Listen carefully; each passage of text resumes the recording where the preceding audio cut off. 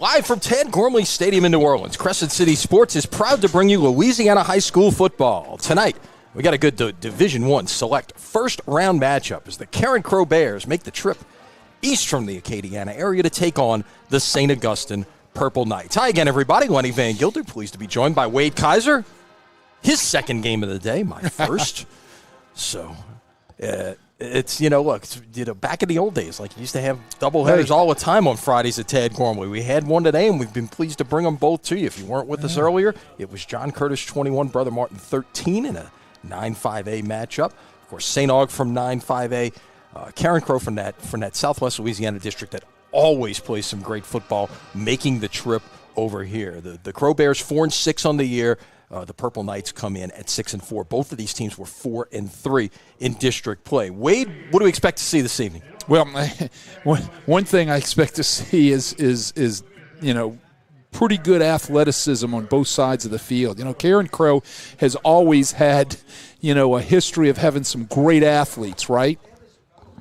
And St. Aug, what can I say from here in the city? Well, they've produced right. more NFL players than any high school in Louisiana. That's all you need to know. Thank you. So the athleticism we should see coming off of both sidelines tonight is something that should be outright amazing, and that's going to be fun to watch. So that's something that is going to be great for our viewers at home to watch the guys that are in the skilled positions playing tonight. A lot of tradition on both sides. Carencro's got a couple of state championships to their credit, most recently in the COVID year of 2020. Remember, the state championships moved to Natchitoches. They beat Carr in the Class 4A championship game. Of course, St. Aug, you got to go all the way back to the 70s, but what a run they made. They were the dominant program in Louisiana in the 1970s. Got to 4 championship games and won 3 under the late Otis Washington. Their first-year head coach, their first-year head coach Robert Valdez, trying to restore some of that great tradition. We'll get more into that at halftime with so much going on there at St. Aug. A lot of great things with with their current leadership under President Alston Taylor. They're doing a tremendous job over there. And this Carencro team, also a first-year head coach in Gavin Peters, who was born on the West Bank. His family moved away when he was 8, but a lot of passion for him coming back home. As we will pause, as the Marching 100 will lead us in no doubt what will be a great rendition of the national anthem. Here from Tad Gormley Stadium in New Orleans. Granted to grant them strength, endurance, courage, and fortitude, both physical and mental. We commit our souls, bodies, and minds to the game ahead of us so that they might excel not just in accomplishment, but by upholding the values of fair play, honesty, and good sportsmanship. St. Augustine, St. Joseph, in the name of the Father, Son, Holy Spirit, amen. Our invocation now to be followed by the Marching 100 and the national anthem.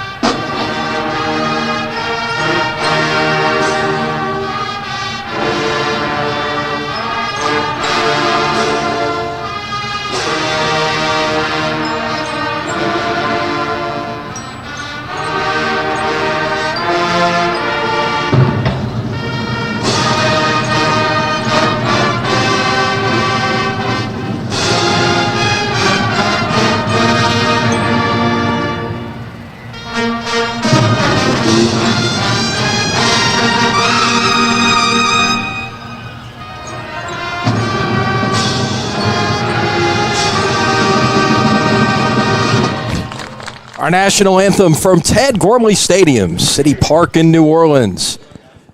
Division I select first-round matchup. It's the Carencro Bears, the number 24 seed against the St. Augustine Purple Knights at number 9. Wade, let's take a look at the top side of the bracket where these teams reside. And St. Aug mentioned a number 9 seed, Carencro the number 24 seed. The winner of this game will play St. Thomas More, the number 8 seed. They're up in Division I for the first time this year next week as Carencro gets ready to take the field. We'll hold off on the bracket for a second because that noise you hear, it's a chainsaw. That is a chainsaw. Leading the Crow Bears out onto the field, and that horn too. So it's you're gonna get some great sound effects this evening. St. Aug getting ready to take the field. We'll let the Purple Knights come on and then set you up with the bracket, as it were, on the top side. But I'll tell you this in the meantime: everything on the top side of the bracket goes through the number 1 seed, and that is St. Aug's District 9 5A rival, the undefeated Edna Carr Cougars, as the Purple Knights, clad in all purple with the gold headgear this evening, take the field. As Gavin Peters gathers his troops for a final word before we get ready for this one. So again, the top side of the Division I select bracket, as we get set, we'll have the coin toss coming up in a moment. This is a loaded bracket, Wade. I mean, look, Division I select is always good. Of course, we see a lot of 9-5A football over the course of the season, right. And you've got 6 of the 8 teams in 9-5A playing in the playoffs. But you look at the top side of that bracket, you've got St. Thomas More, you've got Archbishop Rummel, you've got Catholic High, and you've got Carr all sitting there. They're sitting there with the first-round buys. If they all win against the teams that feed into them next week, those will be your quarterfinal matchups on the top of the bracket, with STM headed to the West Bank to face Carr, and Rummel headed to Baton Rouge for what seems like an annual meeting with Catholic, right, even though they don't play in the regular season, right? Right? But it seems like they play every year. Right. I don't know why. But and you talked about it earlier during the first game. Watch out on the bottom of the bracket for the number 2 seed, Alexandria, who's sitting there undefeated. And you talk about good leagues. Right. That Central and Northeast Louisiana League this year, you had Ashe, Ruston, Neville, West Monroe. West Monroe's playing a road game this week. That's how deep that league is, and that they ended up being, the fourth best team in that league. And, Ashe and Ruston and Neville all coming off terrific seasons. Any one of those 3 teams could win a state championship game without a doubt. Of course, Ruston was there a year ago. Right, and it's crazy to think about it, but if you don't keep up with all parts of the state, and we relatively live in a small state, but if you're in South Louisiana, you really sometimes don't follow what's going on in that Monroe-Sinla area, and there is some great football teams, some great districts throughout all classifications in the central northern part of the state, as well as the southwestern part of the state. No doubt. Alexandria is an example of that team. Carencro won the toss and deferred, so St. Aug is going to get the football.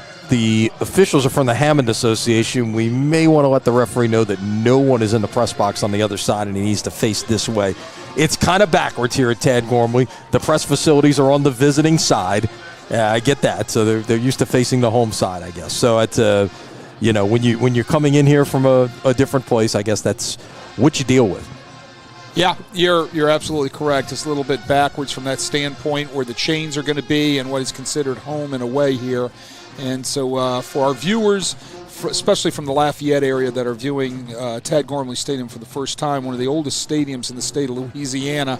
Built during the Works Progress administration. Correct. Back in the 30s. Yes, it was. It's been, it's been home to seats 36. I don't know, but that maybe not quite. That has seated a lot more than that over the years. They used to have seats in the end zone way back when to our left, in the open end of the horseshoe.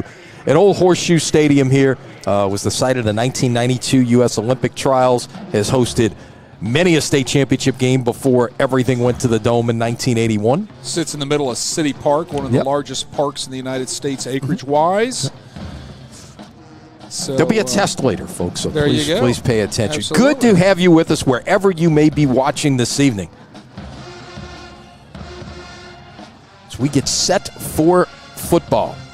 Beautiful St. Aug, yes, St. Aug. It's a beautiful day. We finally got some football weather in here. St. Aug's return men are back at like the 27-yard line, so they are not expecting a deep kick, and they were playing in event the onside. Now they're going to back up and get into a more regular formation as Carencro can show that, I guess, a muddle huddle type of thing where they might onside kick. This will be a shorter kick, near side, taken in at the 28-yard line, and not much running room right there as it's well defended by the Crow Bears special teams. That was Monroe Dillon, the senior wide receiver, on the return for St. Aug. So the Purple Knights will take over here at the 27-yard line to begin their first offensive possession. And we will get our first look at the junior quarterback, Vashawn Coulon, 5'10", 140 pounds. Leading this Purple Knight offense that averaged just a tick under 30 points a game in the regular season. Coulon has Keith Hill to his right, and Hill will get it on first down and room to run. 35-40, 45 out to midfield and down at the 49-yard line. It's a gain of 24 on the first play from scrimmage for Keith Hill, the 5'10", 155-pound junior, Wade. Yeah, he picking up right where he left off last week, who rushed for 110 yards in last week's win over John Curtis in Week 10 of District 9, 5A, the Catholic League. And he had some great blocking right there off tackle and just popped that for a nice gain and a first down. Sets up as a sidecar to Coulon's right. This is an interesting formation. You got twins to either side, but the second receiver is about 5 yards behind the first receiver. And we'll see the screen come this way. That will be Miguel Whitley, the sophomore, making the catch and getting it out to about the 43-yard line, a gain of 6. Yeah, what about this formation? Right, you're going to see St. Aug spread the field, right? So you've got doubles, wide receivers to both sides, and they're going to – and look, these guys are athletes out there, so they're going to get the ball out into their athletes' hands, and they did that time to Whitley. 2nd and 4. Coulon rolling, throwing, pass is incomplete. Yeah, that was once again targeted to Whitley. Yeah, in and out of his hands, and nice coverage out there. That time by number 7, Chance Babineau. We're going to call his name a whole bunch tonight. Babineau, you'll see in a lot of different places on the field. You'll see him play in the defensive backfield as well. That could be his position in college. Perhaps it's wide receiver. He's been a quarterback on this team. You know, he's been an all-state athlete. He's just a terrific player. And he's going to play both sides of the ball. And you're going to see a lot of those guys from Carencro brand playing both sides of the ball. Up the gun on 3rd down and a first down run. A gain of 5 on the play. That was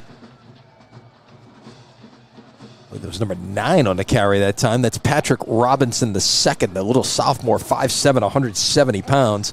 Just kind of got lost in there and gained 5. This could be a double pass, and it is. And you got a wide open receiver, and this is going to be a St. Aug touchdown. And that is once again Robinson on the catch. That was a lateral from Coulon to Derek Bennett, and the Carencro defense bit on that. You get another look at it, Wade. This is definitely a lateral. Well, man coverage, you might just bite on that. They caught him in man coverage, but this was set up 2 plays before. We saw this formation in the quick screen out there. They run another play, and then they come back with the trick pass. They set it up perfectly, catch him in the right coverage, and they score quickly to go up 7-0. 74 seconds gone by, and the Purple Knights are on the scoreboard. Sire Gilmore for the point after to make this a 7-0 game, and the kick is good. So it's St. Augustine 7, Carencro nothing, as Robert Valdez goes into the trick bag to produce the first touchdown of the night, the double pass, and it's Derek Bennett with the 38-yard touchdown pass. Look, I always to said Patrick Robinson. I always said if you work on them in practice, you better run them in a game, right? Because those kids want to know that you have belief in what you're out there practicing every day. So if you are practicing any trick passes or you are running any trick plays or gadgets, whatever you want to call them, hey, when you got the opportunity to do it in a football game, you need to do it to let those kids know you believe in it. So the kicker, Gilmore, will put it down at the 40-yard line. And the Carencro twin returners are standing at the 7.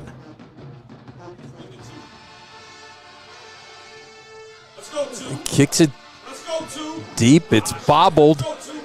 And trying to get to the outside there. That is Duffy. Brandon Duffy will be brought down at the 19-yard line. So they had a left return set up, but he kicked it to the right numbers. And that's, I think you set those things up sometimes, but it sometimes doesn't work out that way, right? Look, to get perfect returns, you got to have everything go perfect, right? Number one, you got to catch the football. Number two, if you've got a right return set up and they kick it all the way over to the left, you're going to have to run east and west before you go north and south before you get into that wall. So, it's not an exact science. Yeah, no doubt, no doubt. All right, so here comes the Carencro offense with a first-time starter in freshman Carson Gursey. He's played a bunch this year. 32 out of 59 passing, 413 yards, 5 touchdowns, and 6 interceptions. But tonight is his first start. You see that bunch formation there, and you see that late shift that is classic wing T. First pass nearly intercepted, as that was intended for the tight end, Caden Castile. Yeah, well, that late shift right there isn't just classic wing T. It's classic Acadiana area, and right? Everybody in that area uses that shift, right? And a lot of times it works well. A lot of times it catches you right on guard because they're going to drop down to that three-point stance and the ball's going to be snapped almost simultaneously. And I always thought that was some sort of illegal procedure, right? Every time I played somebody from Acadiana area, I would be yelling about that. On 2nd and 10, trying to bounce it off the right side, but not much doing that time for Tavontre Jackson, the junior running back, comes in with 383 yards rushing and 3 touchdowns. Averages 4.7 every time he carries the football, but didn't get much there. A lot of purple jerseys up at that line of scrimmage, right? They got an 8-man box to be able to stop this vaunted running game of the Carencro Bears, right? And that was Joaquin Washington that time making a nice play, coming from his linebacker position to make the tackle. We talked to Robert Valdez pregame. We'll get to that after this 3rd and 10 play. Gursey looking to throw. Pass is caught, first down. And that is Brandon Duffy, the freshman. He can run it. He can catch it. Lined up at wide receiver that time and gets 13. So the conversation with Robert Valdez, he's seeing this split back veer. Well, you mentioned St. Aug Week 10 played John Curtis, right, who has run the split back veer since Moses brought down the 10 Commandments, if I'm not mistaken. So, jeez, yeah, right.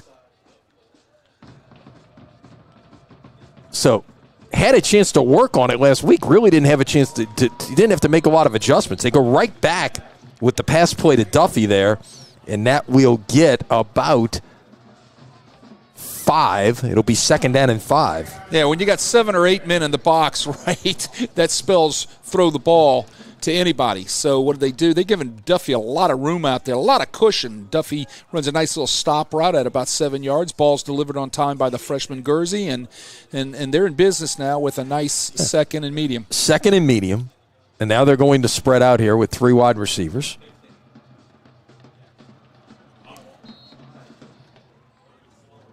Went through the fake there. That was the running play that time. That was, I believe, Jackson on the carry. Didn't get much there. So 2 carries and nothing doing thus far for Jackson, and now it's 3rd and 5. Yeah, that was Tefronte Jackson. And nice stop, Dylan Davis, sophomore defensive lineman, getting over there and make that play. Yeah, but St. Aug played Curtis with a 5-man front. They're using a lot of that same look that we've seen early on. Now they got to get out and spread here on 3rd and 5 because you got receivers to cover. That pass is in and out of the hands of Chance Babineau, who we talked about earlier. Babineau has been the regular starter at quarterback. Yeah, he's thrown 151 passes this year, but now they're going to use him a lot at wide receiver. Yeah, they were looking for Babineau across the middle on a post route, and the freshman delivered it and right into a crowd of purple jerseys, and it looked like it might have hit him right in the hands. That's when I tell him to come over to the sidelines, take those gloves off, right? But I'm old school. Right. But anyway. It looks like Carencro is lining up to go for this. This is one of the things. They went for it. Or check that. That's Babineau, who's also the punter. Now he's going to shift back into kind of a short punt formation and kicks it away. And the ball is on the ground. Let's see who came up with it. The Crow Bears say they've got it, and they do. That is Rontrell Woods. They list a lot of guys as athletes on their roster because they got a lot of athletes. And Woods came away with the football on that short kick that the Purple Knights could not handle right there. And now, when you're in traffic, you got to get that hand up, right? You got to get the hand up, and you're trying to run up into traffic with a short punt. It can only spell disaster. So now the Crow Bears take over at the St. Aug 34. And whistles, and it's going to be timeout Carencro. So all of a sudden, a little bit of a sudden change right there. Maybe they weren't ready for the situation and want to make sure they've got the right play call in place to start this new drive on the plus side of the 50. It gives us a chance to remind you, Wade, that tonight's coverage on Crescent City Sports is brought to you by the Lamarck Automotive Complex in Kenner. Lamarck Pre-Owned has a huge selection of pre-owned vehicles, all makes and models. We have great deals. Must be a reason. There must be. Must be a reason. I will tell you. We are a Lamarck pre-owned family. There you go. You know, my son is driving his pre-owned somewhere at this point around Tuscaloosa, Alabama, I'm sure. Roll Tide. Big win for his school last Saturday night. Yeah. He was he was low key about it. He spent the day in Baton Rouge, went out, tailgated with a lot of his former classmates. So in other words, he didn't have his Beer Bryant hat on and his Beer Bryant coat. Did not. He had on a golf shirt, but he was was low key about it all. There you go. All my money, and my oldest son went to Alabama too. There you go. At the 34. Well, trickeration here, end around as they try to get it in the hands of one of those athletes, and that is Brandon Duffy, whose name we've called a couple of times already this evening. A lot of show there, but not a lot of result for it. That's a gain of 1 on the play. Yeah, it's because look at the guys in the purple jerseys running a lot of great pursuit angles, right? A lot of speed coming from that secondary to come up and force the ball, back, set the edge and force the ball back inside. Nicely done by the Purple Knight defense. 2nd down 9, the ball at the 33-yard line. You see the clock ticking under 8.5 here in the first half. Pass is overshot in the direction of Babineau. There was pressure coming from the backside there. Yeah, that pressure was being applied by Ty Dominique coming from the backside. He was completely unblocked. It was a lookout block by the Carencro Bear offensive line on the backside. And you want to explain that? Yeah, like, hey, look out. Yeah, you missed. The guy ran right by you, and all you could do is yell, "Good look out." There exactly. So the poor freshman was on his hoof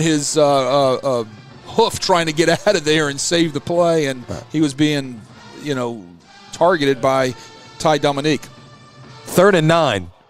Gursey rolling, throwing, pass is intercepted. That is Tyrone Matthew, the junior.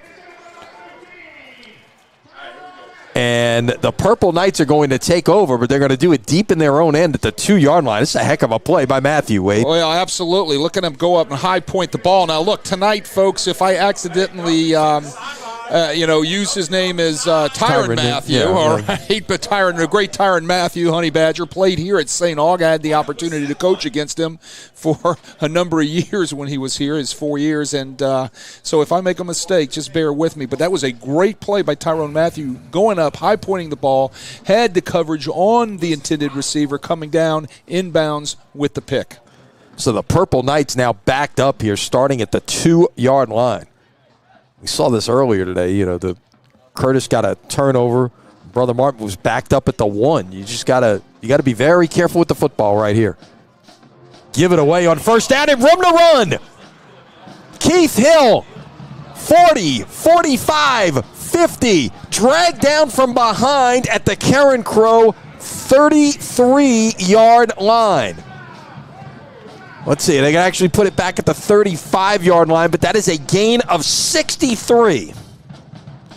Well, that's one way to get out of the back of your end zone, right? So you pop the ball, and tell you what, great blocking up front by that Purple Knight offensive line to give Hill just the crease he needed in order to pop that run. And he's tired and laying down and catching his breath, or they're looking at him. There might be some sort of injury, so let's just hope that he's tired right now. Yeah, I mean he's carried it twice thus far for 87 yards. From first play from scrimmage, he ran 24 yards.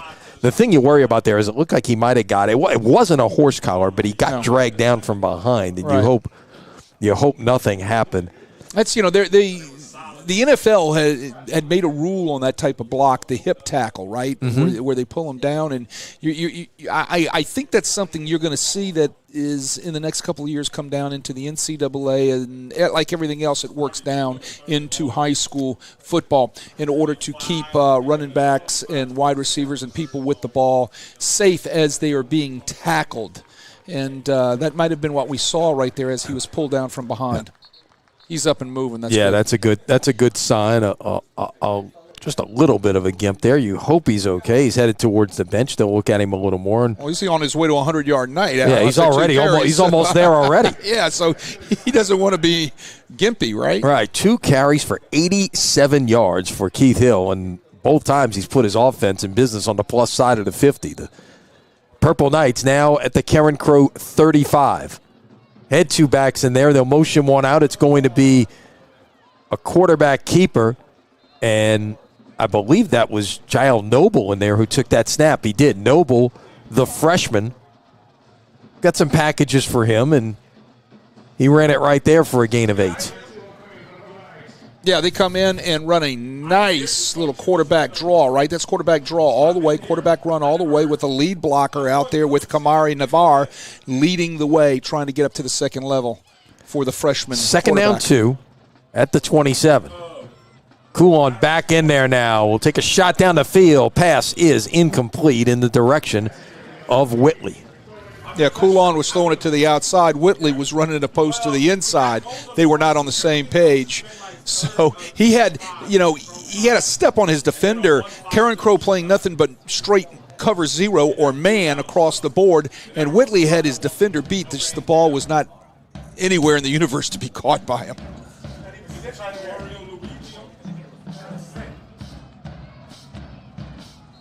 And that will be a first down. As we see Robinson that time take it out to the 20. Yeah, running the inside zone. Nice block by the tight end again. Kamari Navar doing a nice job. He's only a freshman. Boy, I tell you what, we're calling a lot of freshman names tonight. Yep. A lot of them on both sides of the ball. And on first down, they go once again to Robinson, and he will get a couple. Second down and 8 as the Purple Knights have reached the red zone here at the 18-yard line. Well, they slowed down the tempo a little bit, getting the call in from the boundary to set up their next play.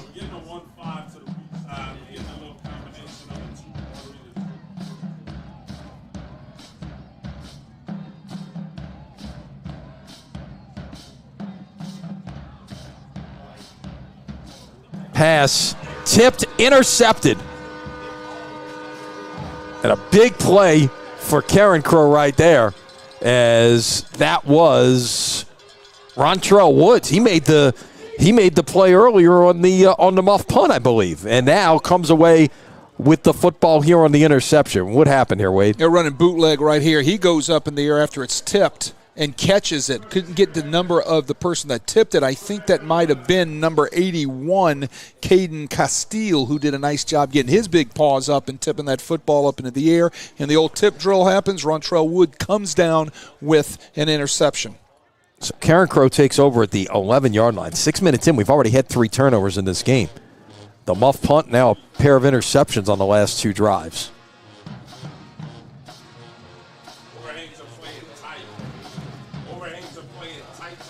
So Guernsey will operate under center. You see this tighter formation here.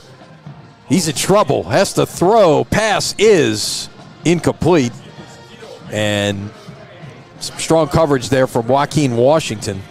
Yeah, great coverage by the Purple Knights, but excellent pressure put on by that front 7 and front 8 right there, because they had 8 guys in the box. One thing we're seeing right now, and it's they're having trouble handling them. Well, they are really getting after the quarterback at this point. Yeah, they need to try to run the football a little bit and try to loosen that front 8 up, front 7 up, depending on how they're going to line up in the secondary, and they've got to that will help with their throwing game some. Yeah, they've run it 3 times thus far for 1 yard. Yeah. And that's not going to help a lot. That's 1 there. Right, make it so 4. It's going to be 3rd and 9. So now they got 4 carries for 2 yards tonight. Yeah, there you go. That was my math. I was coming up with that real quick. 4 for 2 yards, you're right, but they just can't knock these guys off the ball. You can also see a little bit difference in size between the guys in purple and the guys in white, right? So if you look across the board and you look at the weights and the heights of the guys in white, you're going to see that they're giving up a ton of weight to a few of the athletes in the Purple Knight uniforms. Yep. Kylan Taylor, another freshman who was on the carry just a moment ago.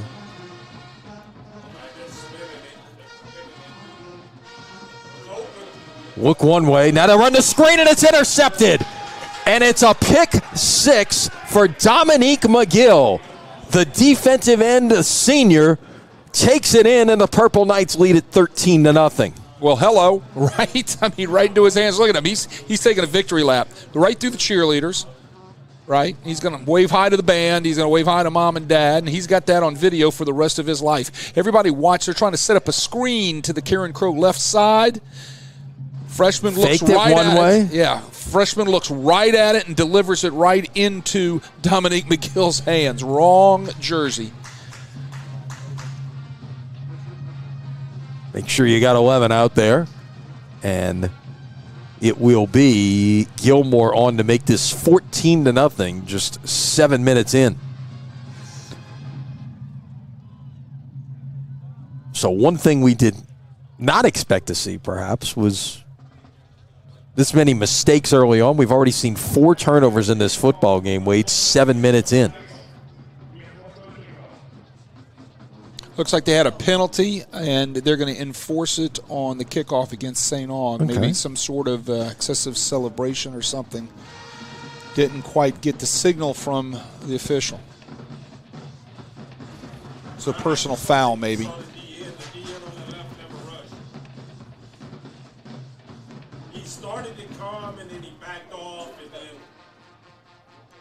Point after is no good. So this will remain a 13-0 game.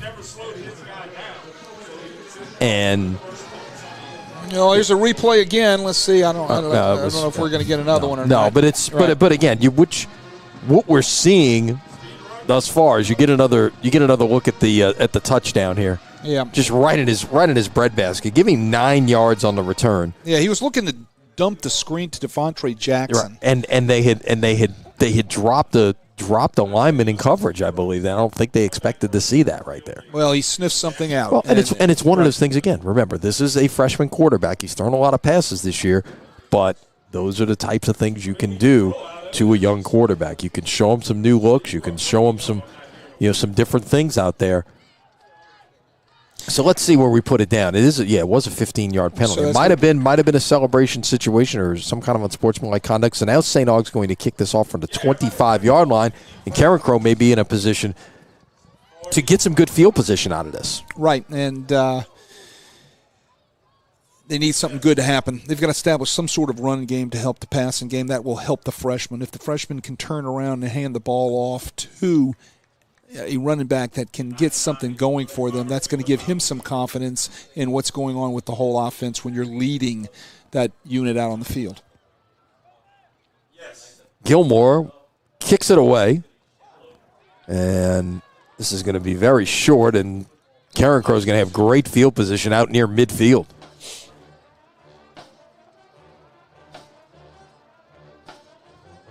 Well, credit this Purple Knight defense so far tonight for being everywhere, right? I mean, they're creating turnovers. They're holding the running game to 2 yards, right? They're chasing and getting after the quarterback. They're dominating the line of scrimmage so far.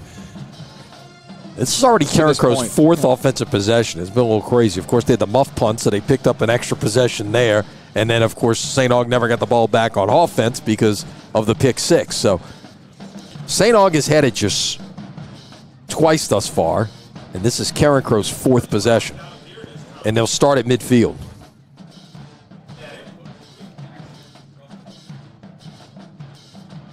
Try to stretch it left, and there's just nowhere to go against this defense that can really, really run. And that's Devontre Jackson on the carry for a gain of 1. Yeah, brought down by Seth St. Martin.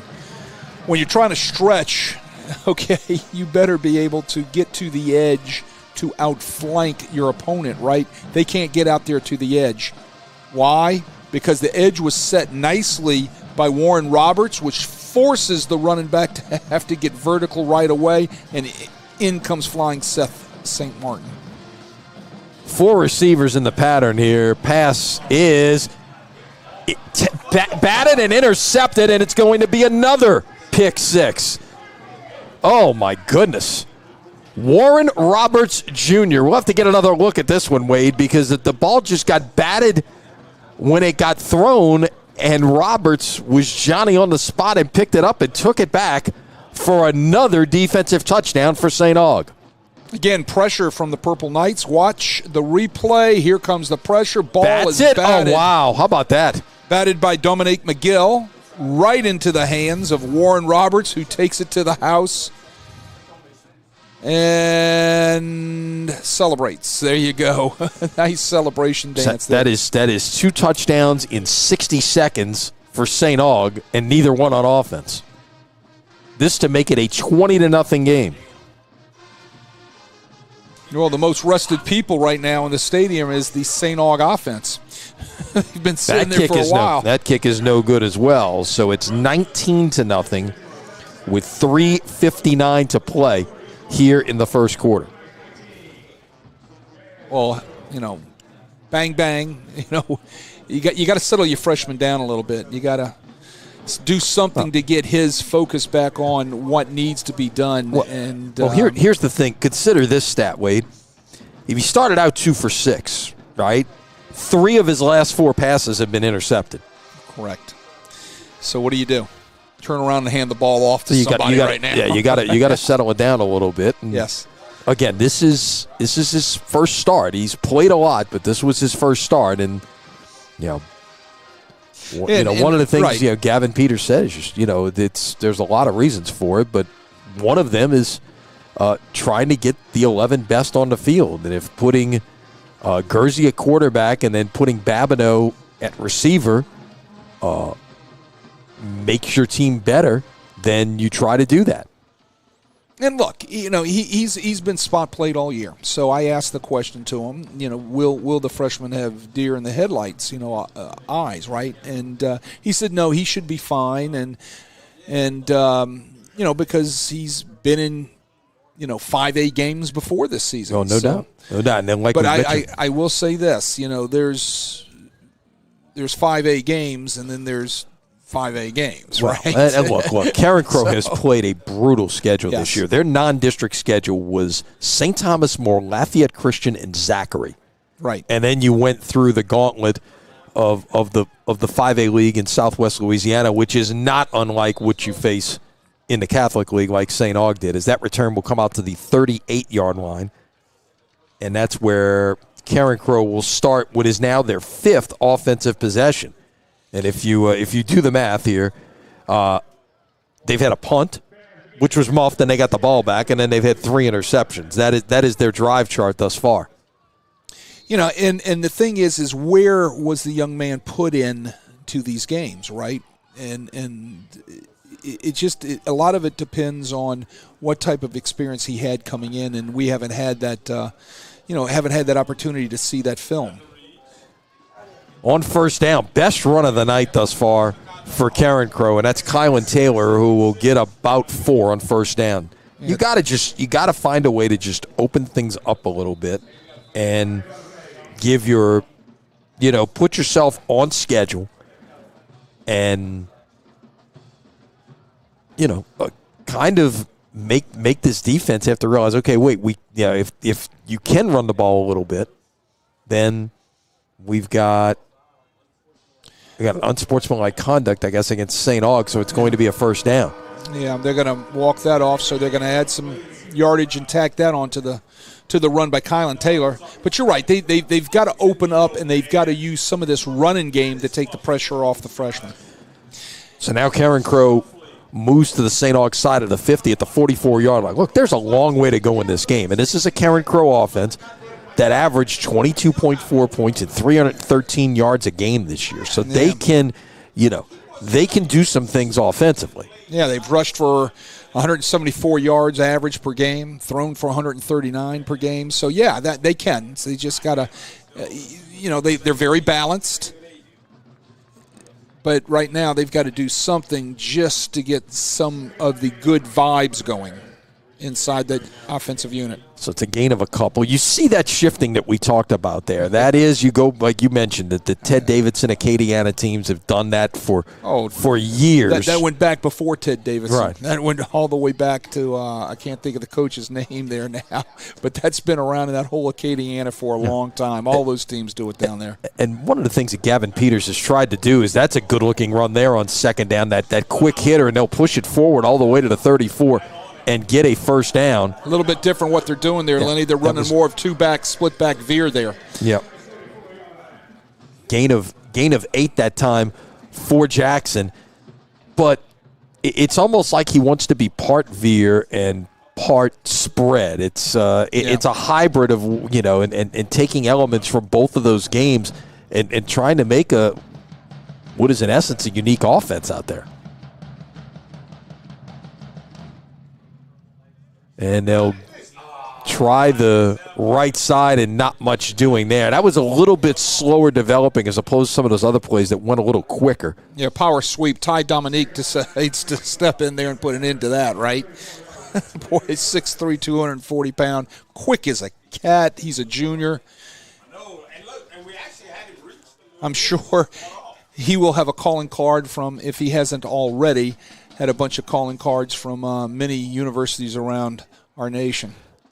This is always, of course, a St. Aug program that produces a number of college prospects. And we're talking, Power 4 level. Throw downfield, wide open receiver for the touchdown. And that is Chance Babineau on the catch.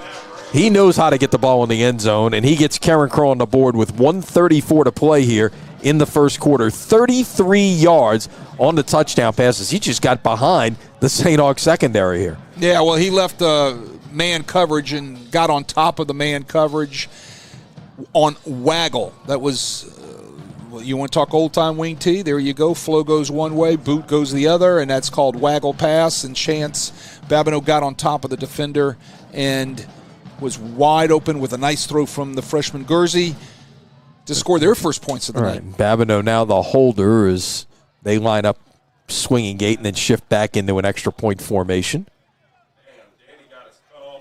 And the kick is Good. So your new score with 1:34 to play here in quarter number one. It is St. Augustine 19 and Carencro 7. That was a huge possession for the Crow Bears. They needed that in a big way. Well, that does a couple things. Number one, that gives your whole unit, as well as your team, but the unit some sort of confidence. But you know what it does? It gives that young freshman quarterback confidence, too, that he can get into the end zone against, the Purple Knights. So, it meets a couple of interesting points that look, we might have to show play action. We might have to run the football a little bit more in order to move the ball and keep St. Aug off balance. And that's what they did on that drive. So we'll see the Carencro kickoff team for the second time tonight. They won the toss and deferred. And they show that look there that they may onside kick, but they make you cover it. That's the other part of that. They make you have to stay in that formation, shift out of it, and get ready for a deep kick.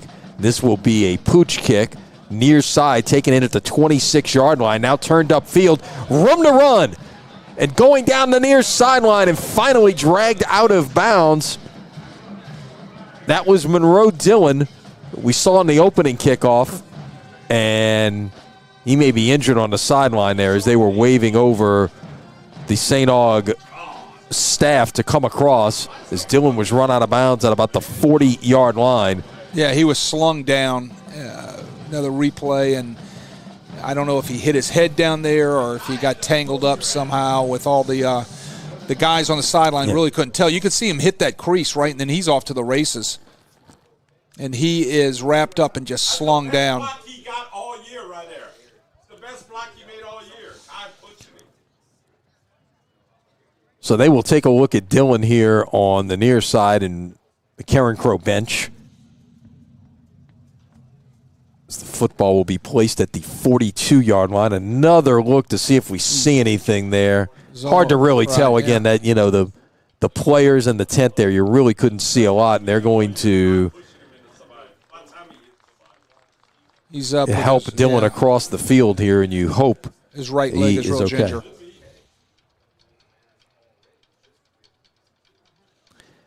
So 1:24 remaining here in what has been a first quarter with a lot of action. Well, St. Aug's going to take over. Nice field position. Yep. Their offense should be very rested. Yeah, here's the thing. The first two possessions, they started at their own 27 and their own 2. So this time they take over at the Crow Bears' 42-yard line.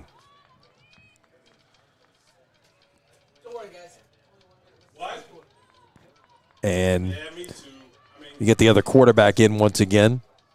This is a quarterback run all the way as Noble will try to get to the outside and gets about 4 on first down.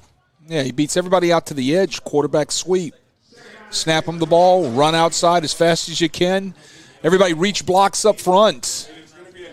And he takes off and he gets on the edge. And he's staying on the field. I guess you want to make them have to defend it right now. Let's see, maybe they show something different here. This time they try to give it away, and that is well defended by Carencro, and it's a tackle for loss. That is number 71, Mr. Marcelo Finney. Just a freshman, 6'4", 267 pounds. Watch him get off the ball here. Yeah, and I tell you what, he's got the name of the night, too. Yes, Mr. he does. Marcelo Finney does a nice job getting in there and racking everything up. Good looking number 71. Yes, 2-back classic. Absolutely. So 3rd and long.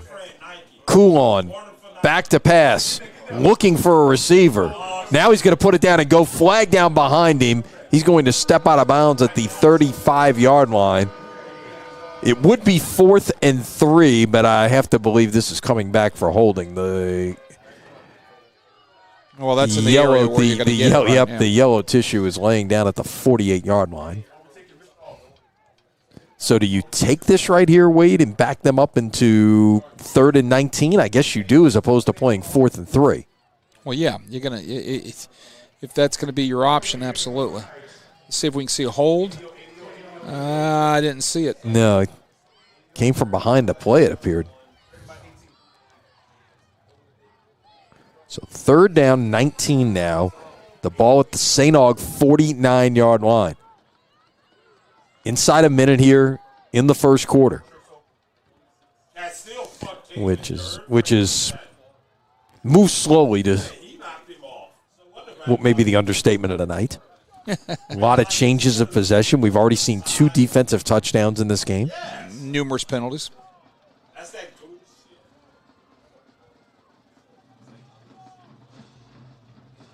Give it away, and the running back that time will get about 8, but not near enough. That's Patrick Robinson on the carry. Check it. It's a gain of 6. Do we have a flag coming again behind the play? We got another flag. And you got to believe if this is holding, you got to turn this down and forcing the punt. Let's see. It's holding against the Purple Knights, and yes, Carencro will decline this one. So it'll be 4th down and 13. I'm wondering if our listeners are thinking we're right in the middle of a traffic jam with a horn, right? But Carencro brings a horn to every game, right? And that's the horn you're hearing. Yeah, it is when something good happens for their team. So we are not in the middle of a traffic jam. No. And it is a large horn, I will tell you that. It is a large and a loud horn. Yeah. And the punting team will not get the punt off before the quarter ends. So 1 quarter is in the books here at Tad Gormley Stadium. What a performance by the St. Augustine Purple Knight defense. 3 turnovers, all interceptions, 2 of them returned for touchdowns. Through 1, it is St. Augustine 19 and Carencro 7. You are watching Louisiana High School playoff football on Crescent City Sports.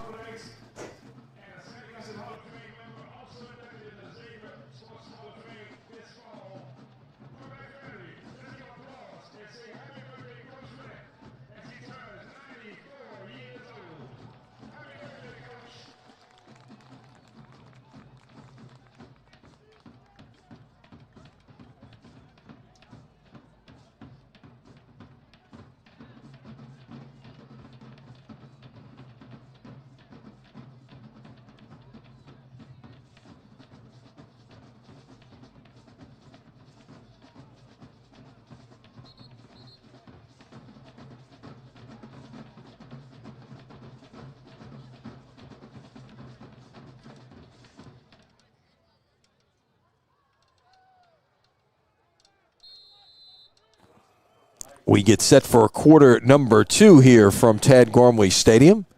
Purple Knights have the punting unit on to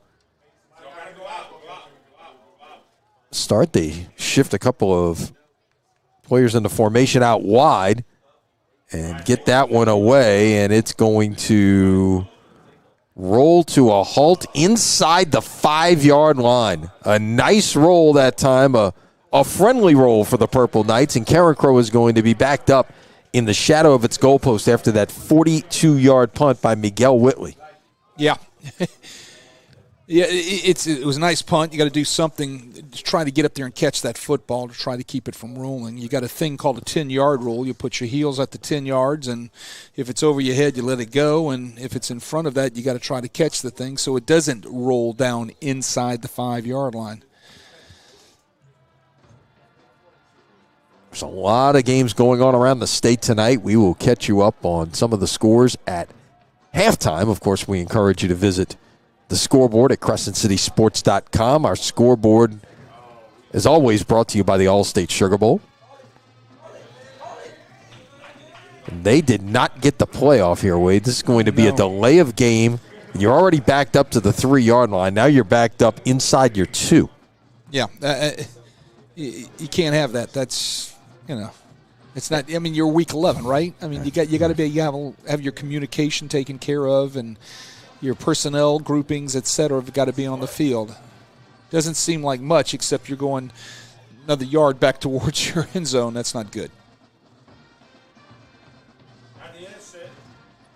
Trying to get outside and nothing going there. They lost yardage. Now it's back to the 1 yard line.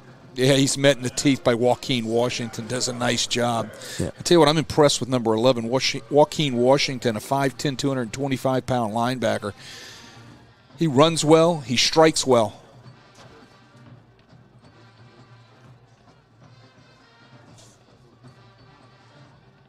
So 2nd down and 12 with the ball at the 1.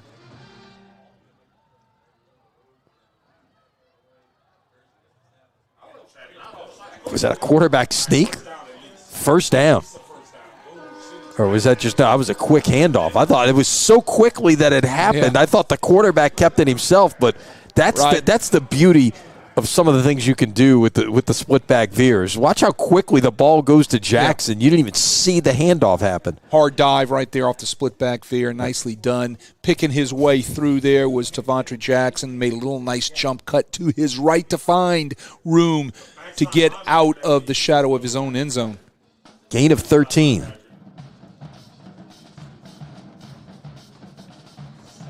And they'll get about 3 on that first down play.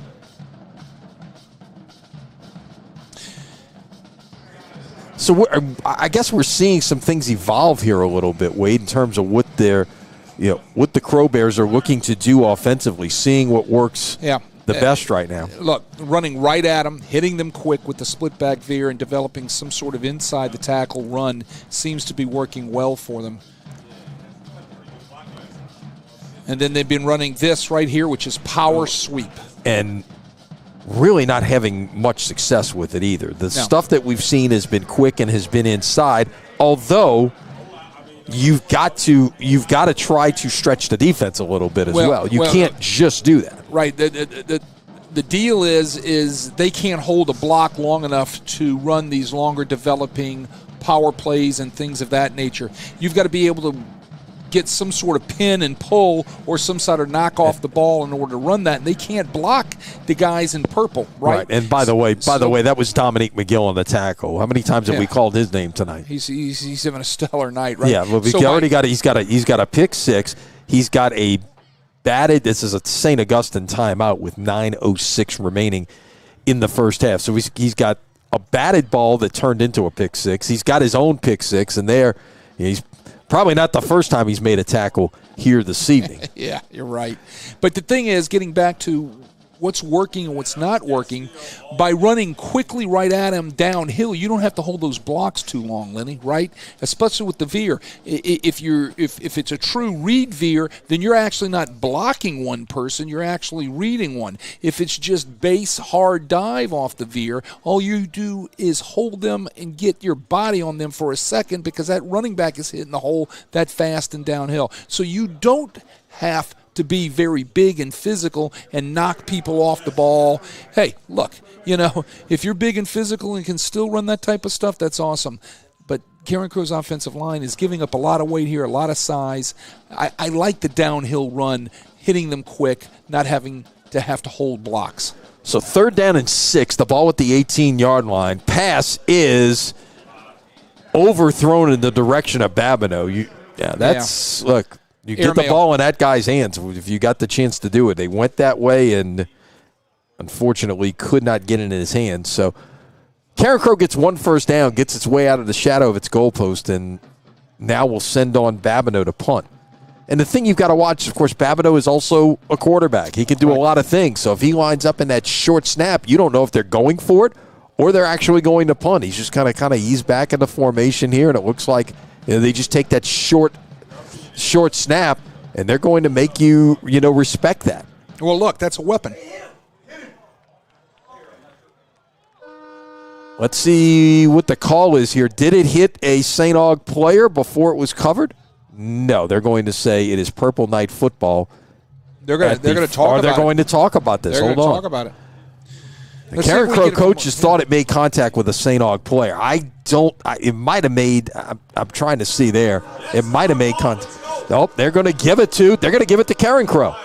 So that is now the 6th turnover of the night. 3 each way. I might have clipped number 15, Seth St. Martin, maybe on his foot or his heel or something of that nature. And then the ball was floundering, and a Carencro Bear hops on it, and the officials talk about it. I credit the officials for getting together and talking to make sure they get it right. So now the Crow Bears out to midfield, basically, at their own 49-yard line. That's a way to move the ball, isn't it? Been two big plays tonight in the kicking game for them. Now, look, you've got a chance here with the ball at midfield. You can go down and put a drive together and get in the end zone. We got a brand-new ball game. Got to be able to take advantage of the opportunities that are presented to you. They're going to try and stretch it again. And the pursuit of this St. Aug defense continues. Now, there are some great jobs up front there by the Carencro offensive line to turn that into a 5-yard gain. But you saw the number of purple shirts that were there at the line of scrimmage. Another look here, Wade. Look at the pursuit that they're getting. Led by number 2, Chad Jones. If anybody recognizes that name, he was a great St. Aug player back in the day. The father, of course, yeah. The father of young Chad Jones, and he runs like his dad. So 2nd down and 5 with the ball now at the St. Aug 46-yard line. They'll try the left side once again with Taylor and might have got a yard. Can't move those guys. It's a little too long trying to hold those blocks for them to run that power off tackle there. Take a look at how the Purple Knights right there are just standing everything up in white. I was wide open a while ago, but you didn't block it. I was wide open a while ago. Again, so, you got 7 and 8 guys in the box. Yeah, bring more up. 3rd and 4. But couldn't handle a snap, and he managed to get back on it, I believe. Or St. Aug football. It is Chad Jones once again making the recovery, just trying to get out of there again. You know you got to get back in there, but the first thing you got to do, Wade, on offense, you got to handle a snap from center. You got to handle the snap from center, and I think that was actually number 99, Dylan Davis, that came up with it. Looked like he fell on it. He kind of pushed everything back. I think Jones came out of there with the football. So well, Dylan Davis can push everything back, 5'10", 285 pounds, right?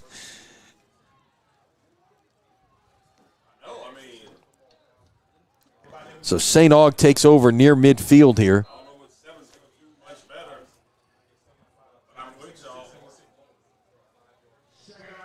And that'll be a gain of 5 on 1st down. And it'll be 2nd down and 5 now at the Carencro 46-yard line as we tick toward the 7-minute mark. St. Aug shows a little tempo here. Give it away on 2nd down. And that will move the chains. A gain of 6 is back-to-back carries that time. And we've seen a lot of run here tonight. Yes, from Patrick Robinson, the sophomore. And here's the deal. Carencro has 8 people in the box playing man across the top. And, I mean, this is a credit to the St. Aug offensive line. Look at the movement they're getting on the white jerseys. Now you go play action here over the top. Pass is caught and into the end zone. Did he get in or did he step out? Wait, have I seen a signal yet? No, they're going to say. Right at, and maybe they're going to say stepped out at the 2-yard line. Yeah, at the 2-yard line. Raekwon Williams on the catch and run for 38 yards. Nice throw off the play action by Feshawn Coulon. Lays it out there and allows Raekwon Williams to run into it. They're going quick now. And on 1st down and tempo, they are in for the touchdown. As that is a 2-yard run, and we've got flags at the end of the play. And I think this is going to be a little unnecessary roughness perhaps at the end of the play because the wide receiver, I think, held his block all the way through the back of the end zone on that one. Yeah. I mean, he was hooking horns with him, and he just didn't let go when he needed to let go. Play might have already been over. I'm assuming this is a dead ball foul. Let's see. I think they're going to take it on the kickoff. Yes, that's St. Aug's got to kick off yet again from the 25-yard line. Oh, wait. Oh, well, or did they? Let's see. Did he call the wrong way? Well, Well, any way you look at it, one of them is going to be penalized on the kickoff. Right. Right. Or maybe it's offsetting. I don't know. We got a whirlybird signal like we were going to review it. We don't have that in high school football until we get to the Dome for the state championship. So let's see. Are the Purple Knights going to go for 2 here after missing a couple of extra points? Or are they going to send the kicker out? Looks like they're going to go for 2. All right, so it's a 25-7 game, as you see. A 2-point conversion would make this 20. Of course, the last 2 kicks have missed. And you got 2 wide receivers to each side. Well, for some reason right now we have the official standing there over the ball, not ready for play yet. Now we can play. Whistles before this one can get underway. And false start against St. Aug. So now you're backed up to the 8. Now what do you do? Kick it. That's what I would do. And it looks like perhaps that's what's going to happen here. Coulon is going off. So the interesting part about that is the reason you were going for 2 is because you're struggling with the kicking aspect of it. Now you take a penalty, you're backed up to the 8. Well, guess what? They are going to go for 2 again. Oh, yep. Here comes Coulon once again. Here we go. You got the 2-point plays that, you got them on your sheet as a coach that you're going to run based on it being at the 3-yard line. Now you're at the 8. So you don't have any 2-point plays from the 8. Yeah. Now it's basically like, what are your 3rd and 8 plays, I guess, Correct. Go find one of those. Coulon. Pass is caught for the 2. Oh, incomplete. No, he didn't hang on. I thought he pulled it in. Williams had it for a moment but could not hang on. Yeah, I think Brandon Duffy, the fine defensive back, who was also a freshman for the Crow Bears, got his left arm in there to strip that out. Nicely done by the freshman. So it's a 25-7 St. Augustine lead as we near the midway point of the second quarter. Interestingly, it's also the halftime score right now in Slidell. Pope John Paul leading Holy Savior Menard 25-7 as I look over. A lot of good games going on around the state. We'll catch you up on a lot of those as we move along. Of course, earlier here today at Tad Gormley, John Curtis defeating Brother Martin 21-13 in a Division I select opening round game.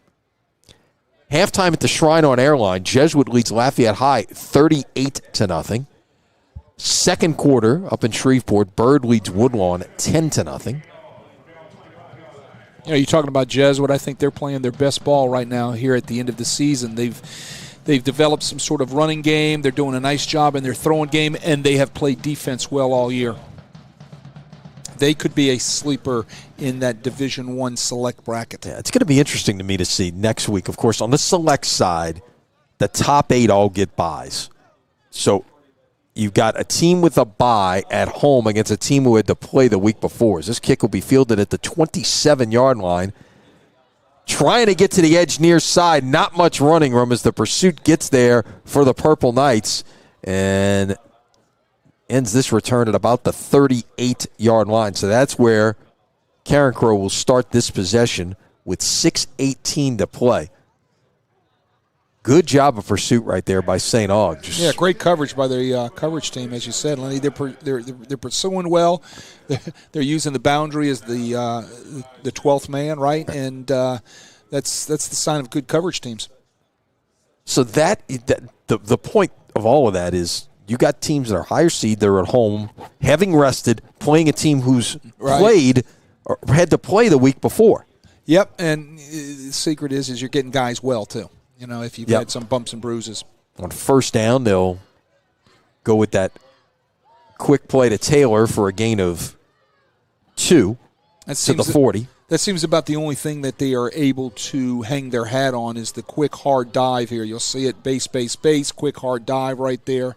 He's not reading any type of veer off of that, any type of triple option that's trying to get a hat on a hat and hit it downhill quick.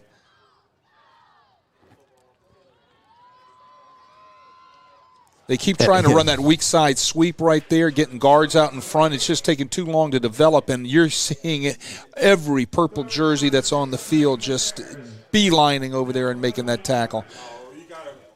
They need to come back to the little play action waggle off of that because to take advantage of the overflow by the Purple Knight defense. It'll be 3rd and 7 at the 41.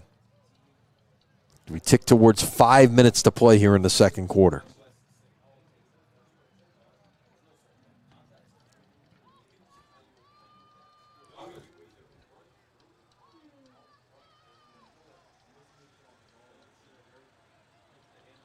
Play action.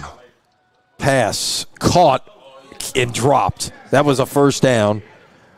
Right at the sticks, right what you wanted. Duffy had it just go in and out of his hands, and now it's 4th down. Yeah, well, look, that's even though he's a freshman, I bet to venture he didn't drop many passes this year, right? That's the bootleg against the flow that I just mentioned. And did you notice how there was nothing over there, right? Everybody was ran off. The Purple Knights were running after the running back off the play action that was in flow in the opposite direction. It was just dropped by Duffy. They had dialed up the perfect play to pick up the first down, would have picked up more yardage. Right. You got to catch that. You see, standing right at the sticks. Punt is away. Fair catch is called for and fallen on, if you will, at the 22-yard line. So I guess that's a positive if you're St. Aug that you handle the punt there and actually get the football back with 4:46 to play. Tonight's coverage on Crescent City Sports brought to you by Game On Social Hub at 2421 Veterans in Kenner with a full-service restaurant, arcade games, bowling, axe throwing, and laser tag. Game On has it all. They're open till midnight tonight, and on Monday nights from 6 to 7, join Ken Trahan and special guests for live football conversation on 106.1 The Ticket. Skylar Green, coached against him, I would imagine, is the guest this Monday night. Quick pass on first down and room to run after the catch, and it'll be a first down for the Purple Knights. That was Raekwon Williams on the catch. Yeah, he's only a sophomore, 5'10", 165 pounds. He's got a little speed with him. We saw him get on top of the defender earlier for the big for a big play, and he knows how to turn the Jets on when he has the ball in his hands. On first down, taking a shot down the field, going to Williams. He cannot hang on. I couldn't tell if the defender got a hand in there or not. That was Amari Dennis, who will play both ways, but Williams just couldn't hold on. If you look at his body language, he thinks he should have caught that, which he possibly could have, right? And we were just giving him some kudos, how fast. It was right in the old bread basket there, Lenny. He should have caught that thing, right. And he knows it. Yeah. Got to hang on there. Yeah, you got to hang on. But we were just giving him props about how quickly he can get on top of defender because he has wheels right there, and the ball was laid out perfectly by Coulon in order for him to catch that. That was a little bit of RPO look right there, I think, and the pass is caught first down as a nice job by Whitley on the catch and run. Let's take another look at this here, Wade, and tell us what you're seeing because it's a little bit different of an RPO type of action there. Well, yeah, I mean, they're trying to show run hard, exactly, but I don't know if he was reading anybody. That's the deal. And I think everything there was play action. The difference on RPO is he reading somebody, and when he reads somebody, it gives him an either-or option. Right. First time we called Khalil Lewis's name tonight, the freshman running back, another freshman out there, getting some run and a gain of 7. And it's second down and 3. Putting together a nice drive are the Purple Knights, right? And they're doing it with all of their skill. They're spreading the ball around to their receivers. They've brought in 3 or 4. We've seen 3 or 4 running backs already tonight. Mm-hmm. Pass taking a shot down the field, incomplete, and flags come in. And that was once again Amari Dennis in coverage that time, and he can't believe it. Well, he was beat, so you know what he did, right? It's better to get the 15-yard penalty than it is to give up the touchdown? Yeah, he was beat, exactly. So Raekwon Williams was on top of him. First thing you don't do as a defender is let the offensive man get on top of you, especially if you're in man coverage, and that's exactly what happened. And Dennis knew he was beat. So he drew the flag.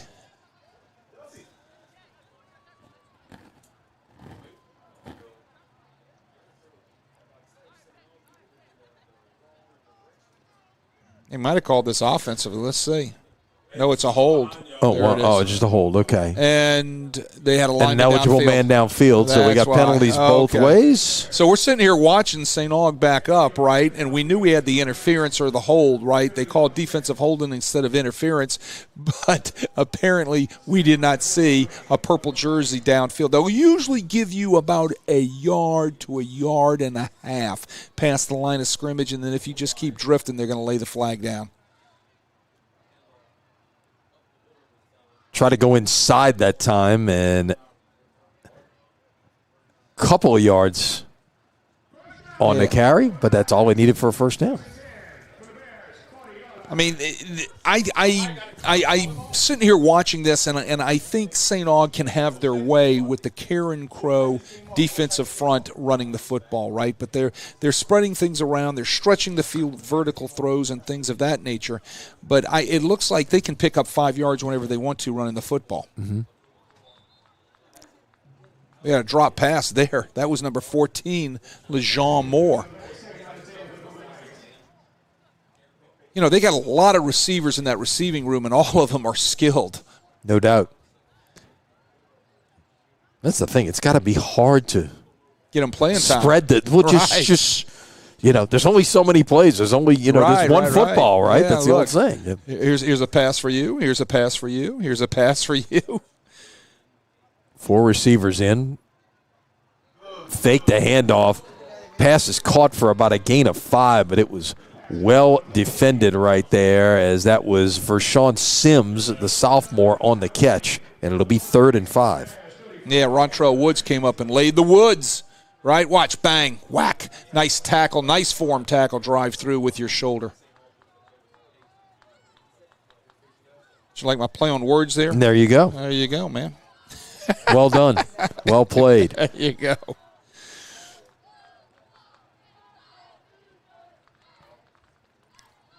Line to gain is right at the 30. This is 4-down territory, so they run it right here, and they will get about 2, and it's going to leave 4th down and 3 with 1:39 to play. And Looks like Carencro called timeout. yeah, that was once again Robinson on the carry. So decision time here for Robert Valdez. It's 4th and 3, the ball at the 33-yard line. It's this says 4-down territory. No doubt. I mean, yeah, you're not gonna, you don't want to give the ball up when you've had your, within 5 yards, you've had your way all night with the Carencro defense, so you're going to go for this. It's just, you're over there looking at your call sheet, and do I want to put the ball in his hands? Do I want to put the ball in his hands? When I put, most teams, you have 2 or 3 guys maybe right out on your offense. He's got a whole slew of them standing right over there on the sideline and in that offensive huddle that he can choose to give the ball to or throw the ball to that can definitely, pick up that 5 yards and keep the sticks moving. All right, so looking to get right at the 30-yard line is the St. Aug offense. The Carencro defense looking to get a stop and perhaps give their offense one more shot before the half. Man coverage from Carencro. And they're going to give it away, and it's going to be very well defended right there. Well, is the ball out? No, they're going to blow this dead. I think he was stood up and his forward progress was stopped as Robinson on the carry, but a terrific job by Jacqueline Roy. Yeah. Plays both ways, defensive end and tight end. Comes up with the stop on 4th down to put the ball back in the hands of the Carencro offense. He got great penetration right there, Wade. Yeah, he just pinches in through the C gap right there. The tight end misses the block. First thing you don't do is let penetration hurt you on the inside. Jacqueline Roy does a nice job beating him to the punch through the C gap, ends up in the backfield, and Carencro gets the ball back on downs. 91 seconds to play in a half. Can you pull something together here and get a little 2-minute offense going?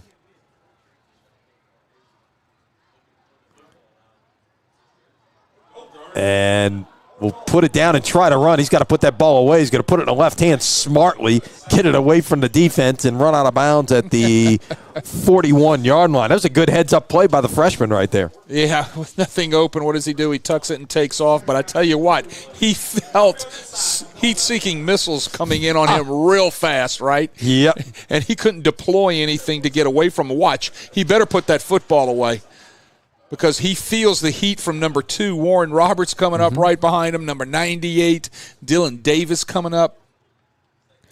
Pass is caught, and a Carencro first down. Look, right he's got near a nice midfield. Arm. Yep. He's got a nice arm, right? He's got nice delivery. He's got nice throwing technique. I can see what they see in this young freshman. The old saying is the best thing about freshmen is they become sophomores, right? Pass. It caught. Was out there for a while as Pabino brings it in. Yeah. Gain of 7. You just can't wait till the ball gets to you. And you can hear the coaches over here saying that you got to come back to the football, and they're absolutely right. Pabino need to come back to the football to catch that thing, to get separation from the defender. Pass in the direction of Babineau. That was just tried to go back shoulder right there and couldn't bring it in. It's going to be third down. So 3rd and 4. The ball at the St. Aug 45 with 37 seconds to play in the half. Got to be careful. Just don't want to give that thing up on any type of turnover, right? Yeah, Matthew Latham is the Carencro kicker. He's only tried 1 field goal all year. So I don't know if you start thinking about it. And a field goal could make it a 2-score game, but it's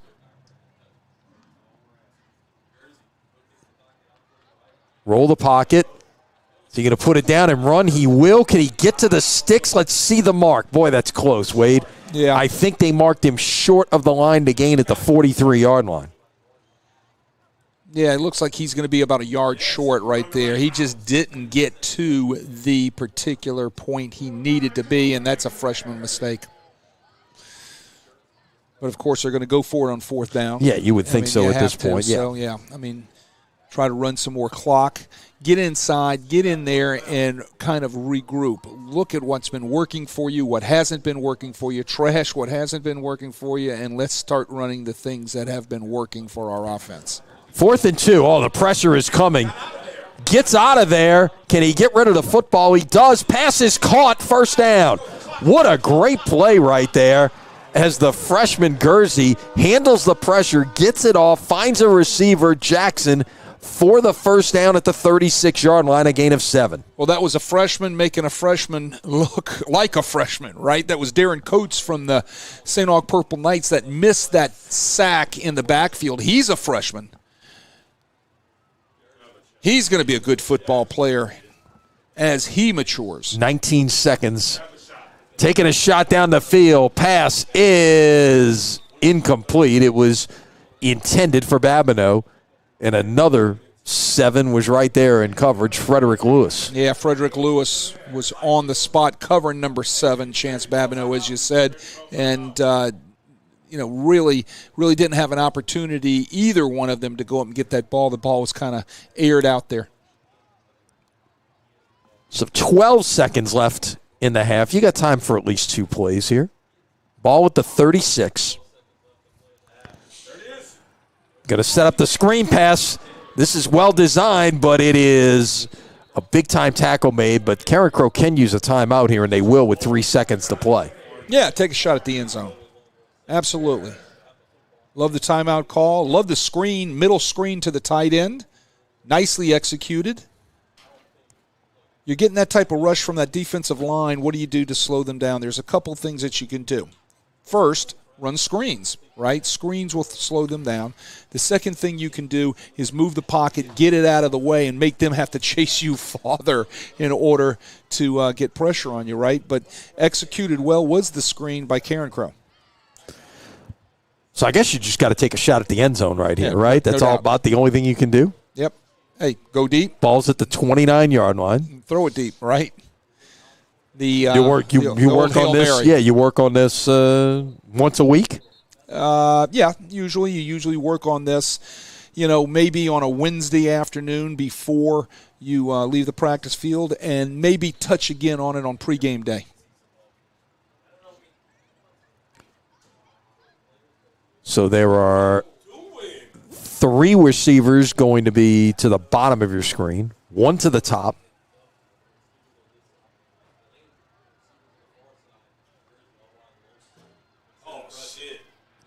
Pressure's coming.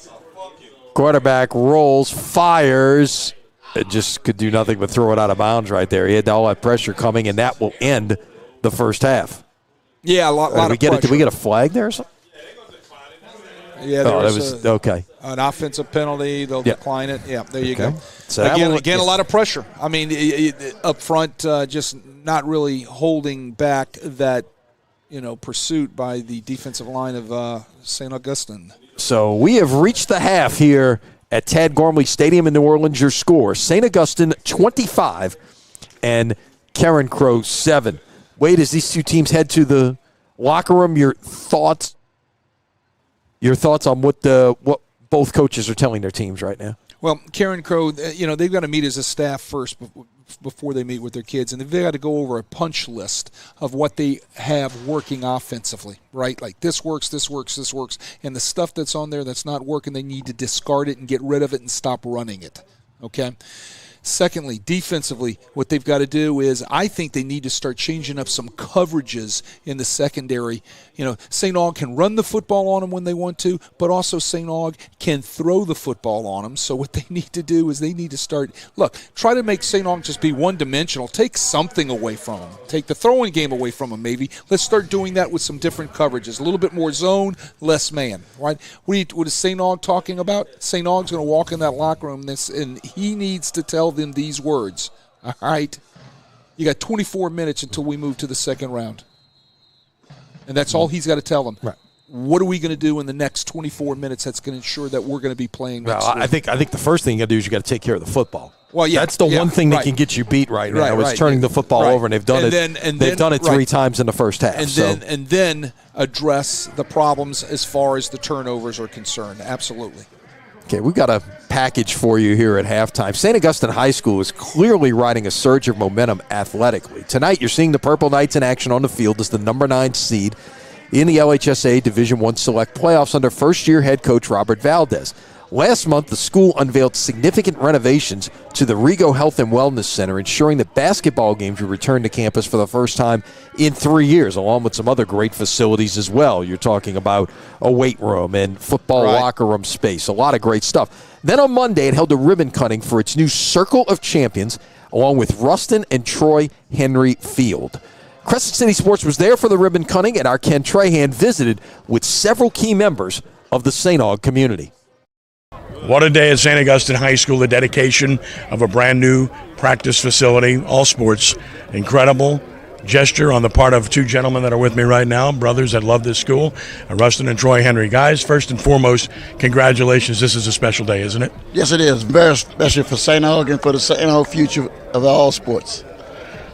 Thank you very much. We're excited about what this can do and how it can benefit the school. Talk about how this came about and how it came to fruition. Well, me and Troy are St. Aug alumni. We've been fortunate in business and in life, and like our parents always said, you got to give back, and this is our way of giving back to an organization and a charity that we really love. What is it going to mean for this school and for these athletic programs? Well, we want to be state-of-the-art. I mean, we're about excellence, and we wanted to make sure that the facilities that our kids are thriving on is a symbol of that excellence. So we wanted to put a state-of-the-art field so that they wouldn't practice in anything substandard, and we think we've done that. To see the community come together to make something like this happen, it's pretty heartwarming, isn't it? Oh, most definitely. But it's just indicative that St. Aug is a family, and it promotes a family environment. You look at what's going on here now, locker room, gym, now the facility. This is a renaissance here, isn't it? Very much, very much. A lot of that credit goes to the president, Austin Taylor, and the board, and we're excited to be just a small part of that overall success that they're endeavoring.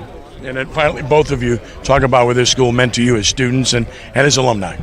Well, part of who we are is attributed to St. Aug. I can't see Ruston Henry's success or Troy Henry's success without saying St. Aug in it.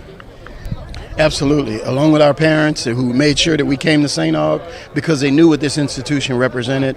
So we're very, very excited about it, and it means everything to us. I mean, this is like surreal. It's like a dream come true. It's like I feel like at some point I'm gonna have to leave, but then the real it's gonna kick in when we come out every day, and we practice every day, and our kids get a chance to see this, and the commitment of the men that's been here and all of the things that they've had to go through and practice wherever they had to practice.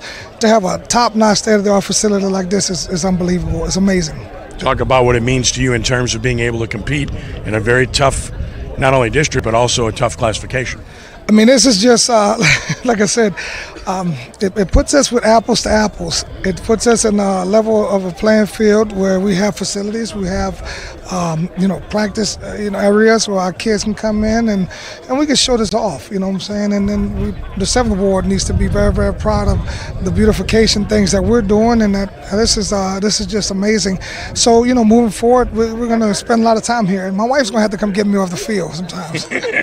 Talk about the mentality of what it means to the kids, to the students, to the faculty, administrations, alumni, just what it means to everybody. It just is huge. I think that, when the kids realize, they're young, but when they really do pay attention to everything that's been in place by the people before us, it's a testament to just the love of our, alumni, and we always talk about for the glory of God and St. Augustine, and the commitment that everyone's made to these kids having a great opportunity, great experience, and have all the resources they need to be successful. So the next thing is we talk about no excuses.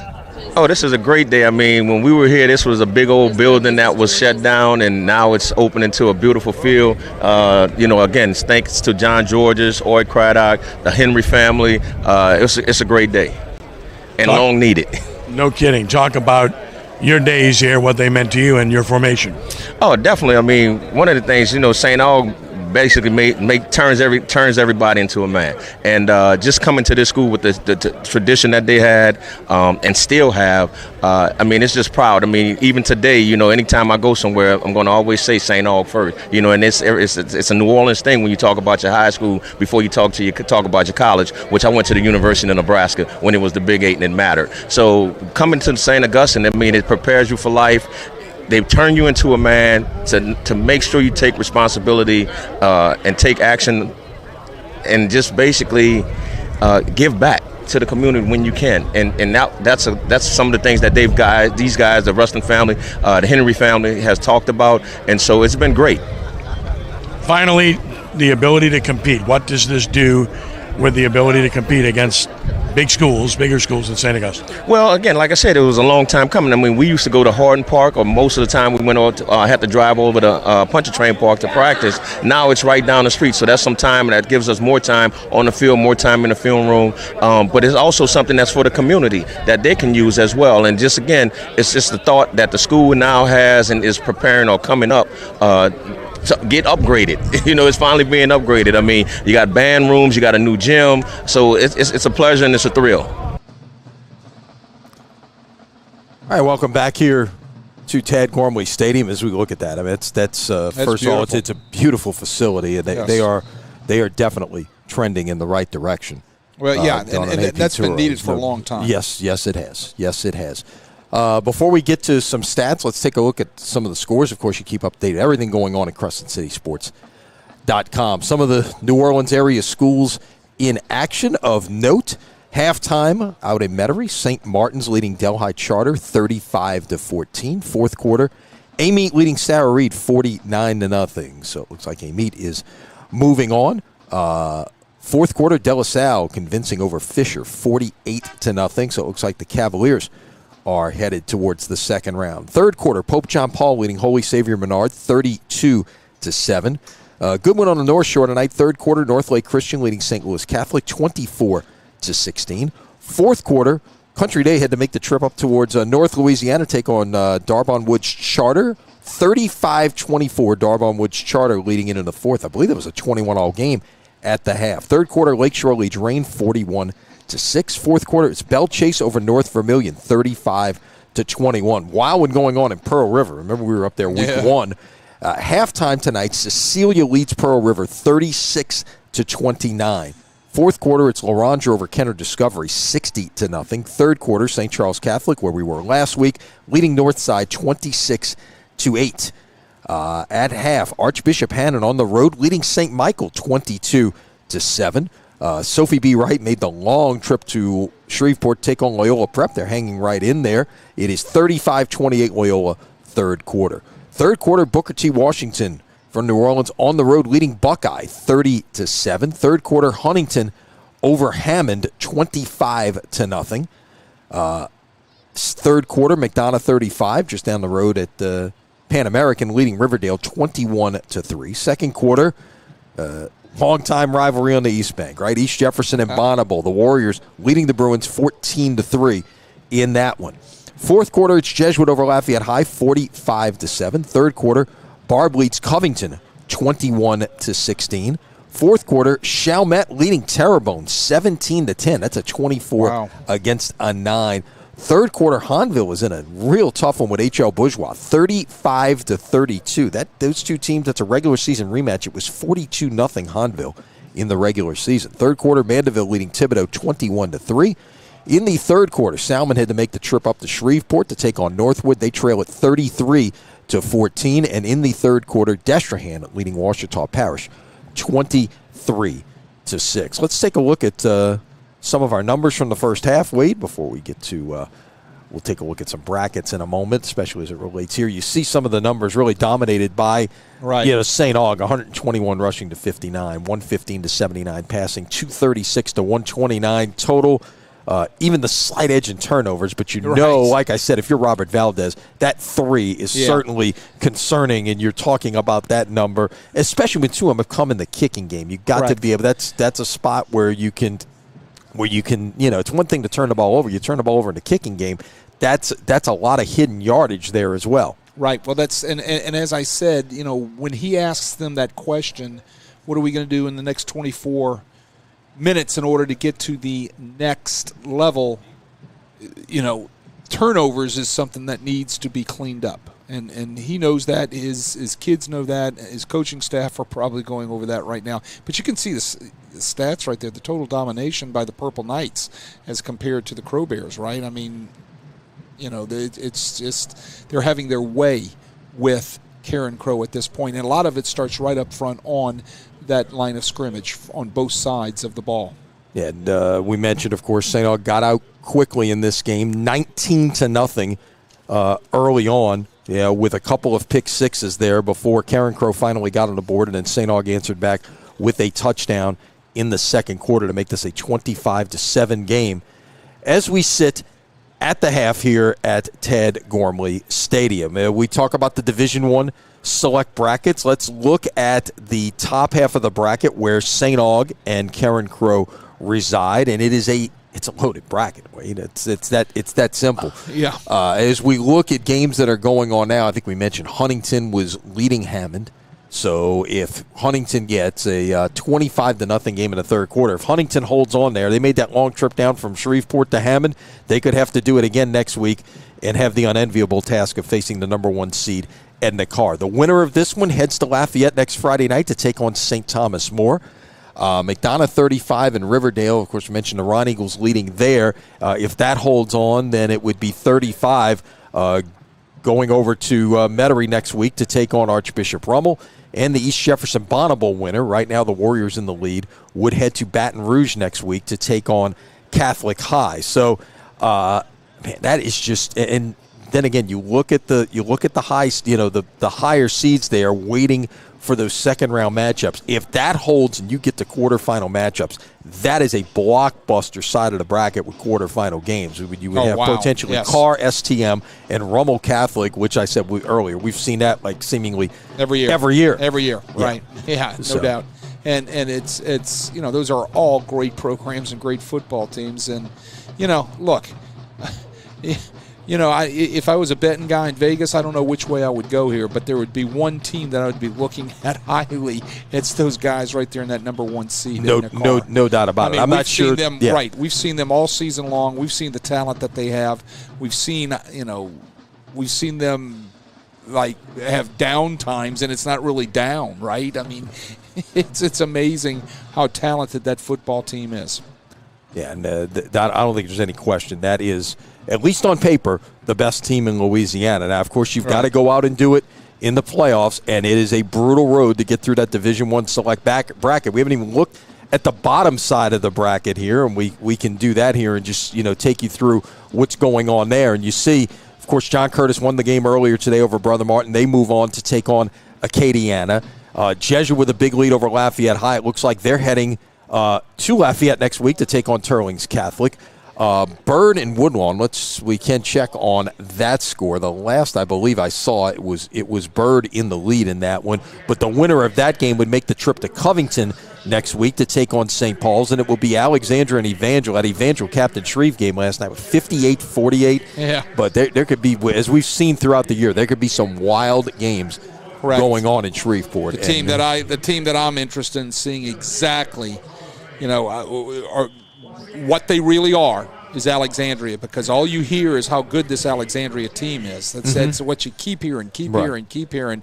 And I haven't had a chance to see them, but I tell you what, everything coming out of Central Louisiana and everybody you're talking to and all the reports we're getting in through Crescent City Sports on Friday nights, they're talking about how good this Alexandria football team is.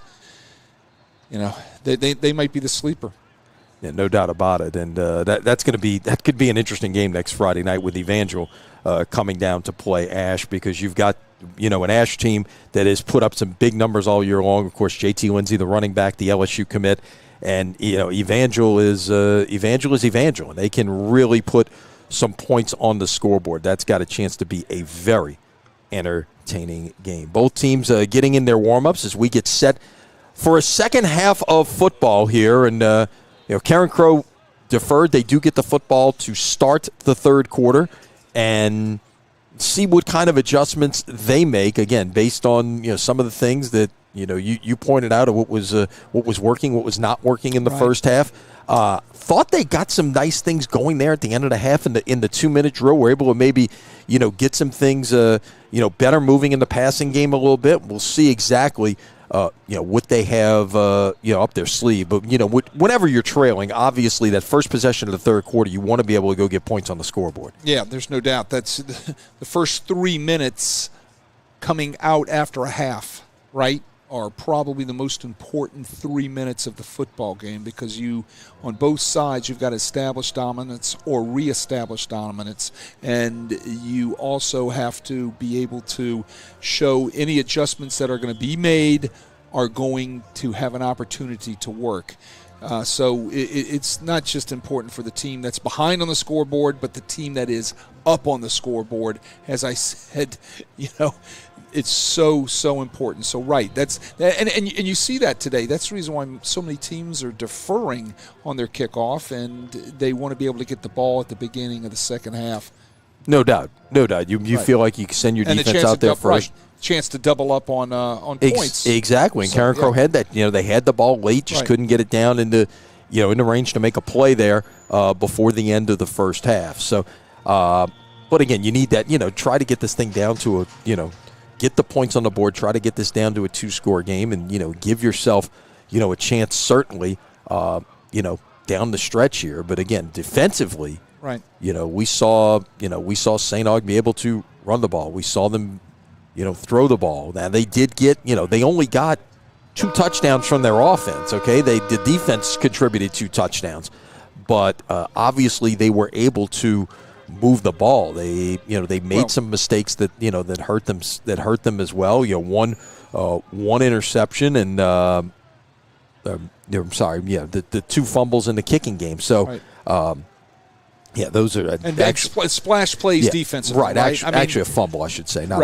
Right, splash plays defensively, but it's all the story's being told on the offensive and the defensive lines. That's where the physicality is grossly different, right? If you look at St. Aug and what they're doing as compared to what Carencro is doing on their offensive and defensive lines, and that's where the story is really being told right now, in the physicality between the Purple Knights as compared to Carencro. All right, both teams back on their sidelines. And we are getting set for a second half of football here on this Friday night at Tad Gormley. And we started a half hour later than most of the other games around the state because there was a game here earlier this afternoon. Kind of hearkening back to the old days where we used to have double headers here on Fridays. You had 3:30 and 7:30. Back in the old days when 7:30 kickoffs were the norm. Right.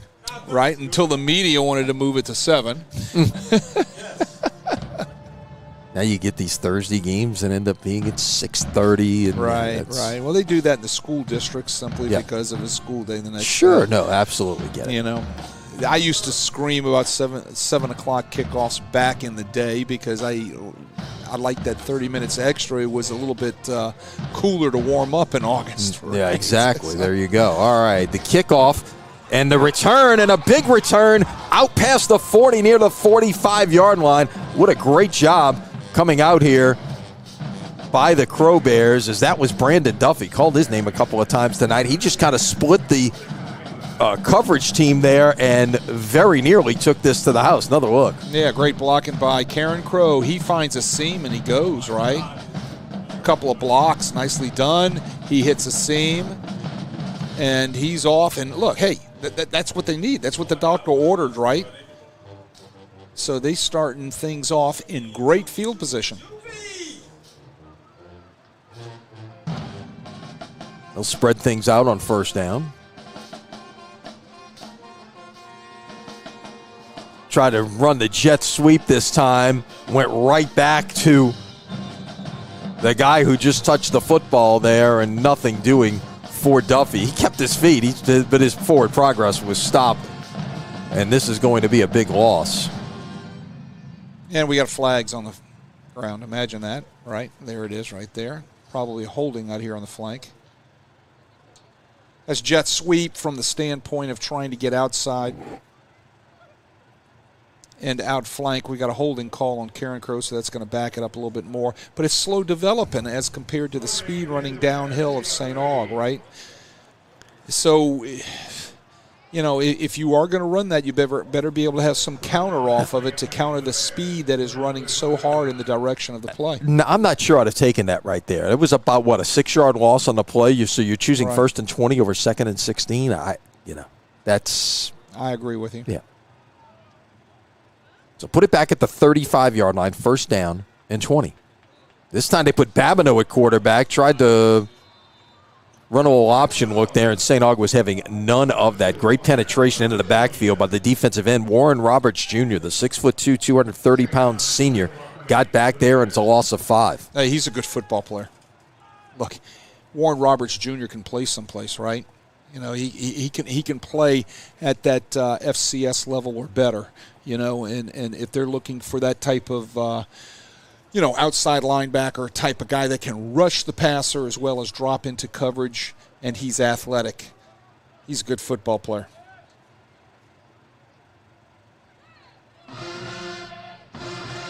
Babineau is back at quarterback again, looking to throw, and ends up stepping out of bounds after a gain of 1. And he's a left-handed quarterback, right? So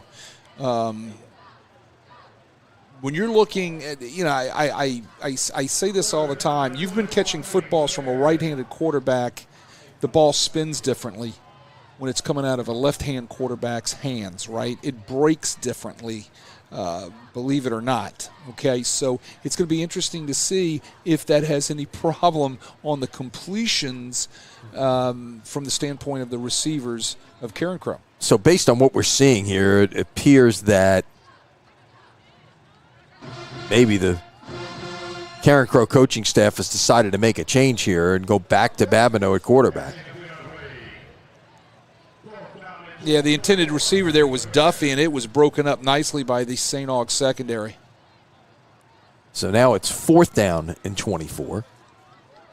And Babineau, who's also the punter, will stay on.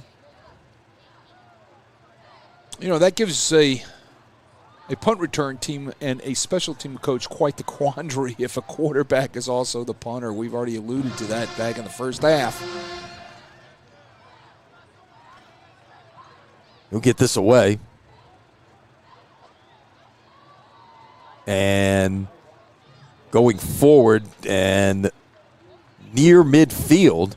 That was nearly another situation there where disaster. You could, yes, disaster.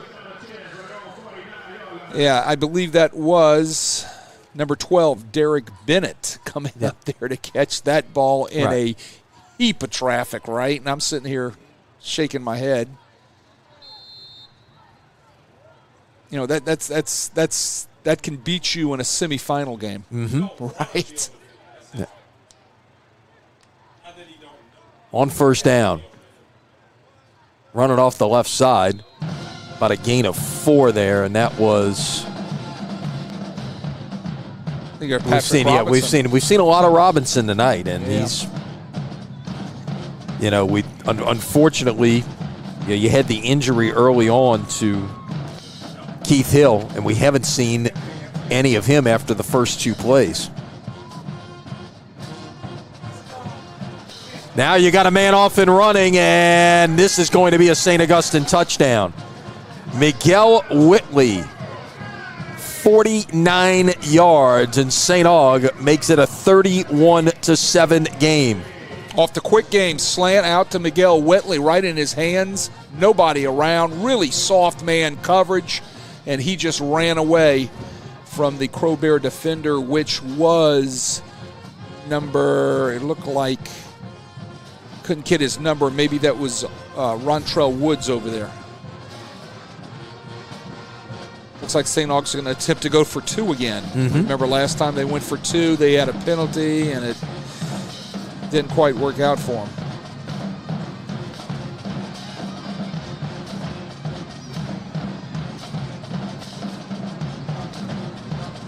Well, we got whistles before this gets underway, and it is a delay of game. They didn't have a quarterback in the game that time. That was going to be a direct snap to someone. That was either going to Robinson or Vershawn Sims. But instead, they didn't get it off. It's a delay of game.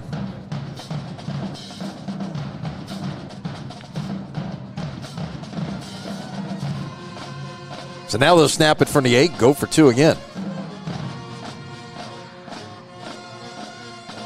And the pass is incomplete, and that was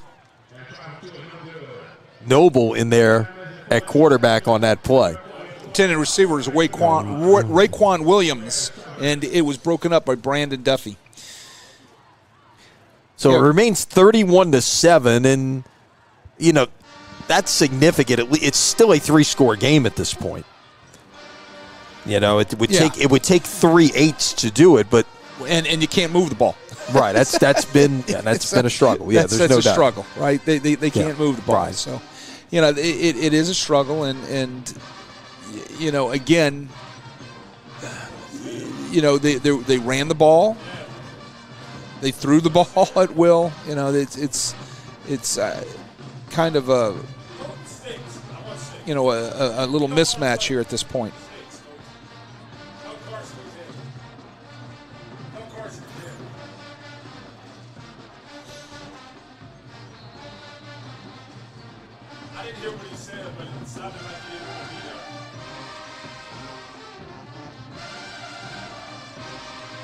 Kick this one away, and it will be fielded at the 17-yard line and brought down inside the 25-yard line. Good coverage out there by the Purple Knights special teams. Jeremiah Stewart, the outside linebacker, on the special teams tackle there, and Carencro will start at the 22-yard line. Get back to running the ball downhill, quick hitters, those sort of things, little boots off of that in order to try to get your quarterback out on the edge to throw the football. Those are the things they had success with in the first half. Those are the things they need to come back to. And now they've gone back. Speaking of going back to, after a series with Babineau at quarterback, now we see Guernsey once again.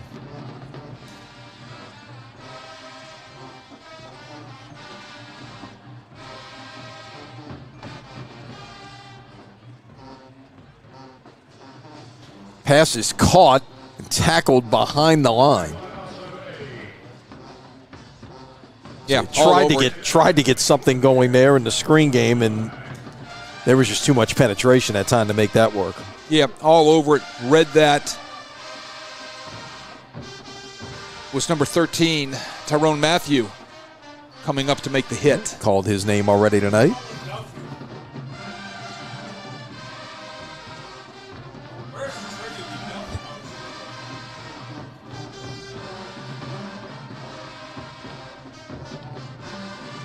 Kersey steps up, throws, pass is incomplete. Yeah, looking for Chance Babineau over there at the stick route, trying to sit down right at the sticks and get him the ball. And it was thrown at his feet. Babineau didn't have a chance to catch the football. All right. Well, that's the thing. The defensive pressure that we've seen from St. Aug. You've got your, yeah, I mean, quarterback is on the run all night long. Yeah. Right, except for the times off the play action where he got out on the edge, and that was the only thing that kind of helped him was the play action. Play clock at 5. Quarterback will keep this one off the right side and got near the sticks, but not quite to the line to gain. It's going to be about 2 yards short. Yeah, he was hit pretty hard over there. He looks a little wobbly right there. He's got his pads all outside of his jersey and everything else. They run quarterback sweep right there. They get him out there and watch this hit right there by number 11, Jaquan Washington. Jaquan just lights him up, and the freshman might need the smelling salts. So it looks like they're going to go for it here on 4th down and 2. And they'll run the same play again. He's showing me something right here. Hard-nosed freshman, yep, right. Back off the right side, and a first down for Carencro. Hard-nosed freshman. I see what they see in this young man. He's a competitor. He throws the ball pretty darn good for a freshman. He seems to take charge of the huddle. He takes charge of the offense. He sticks his nose down in there.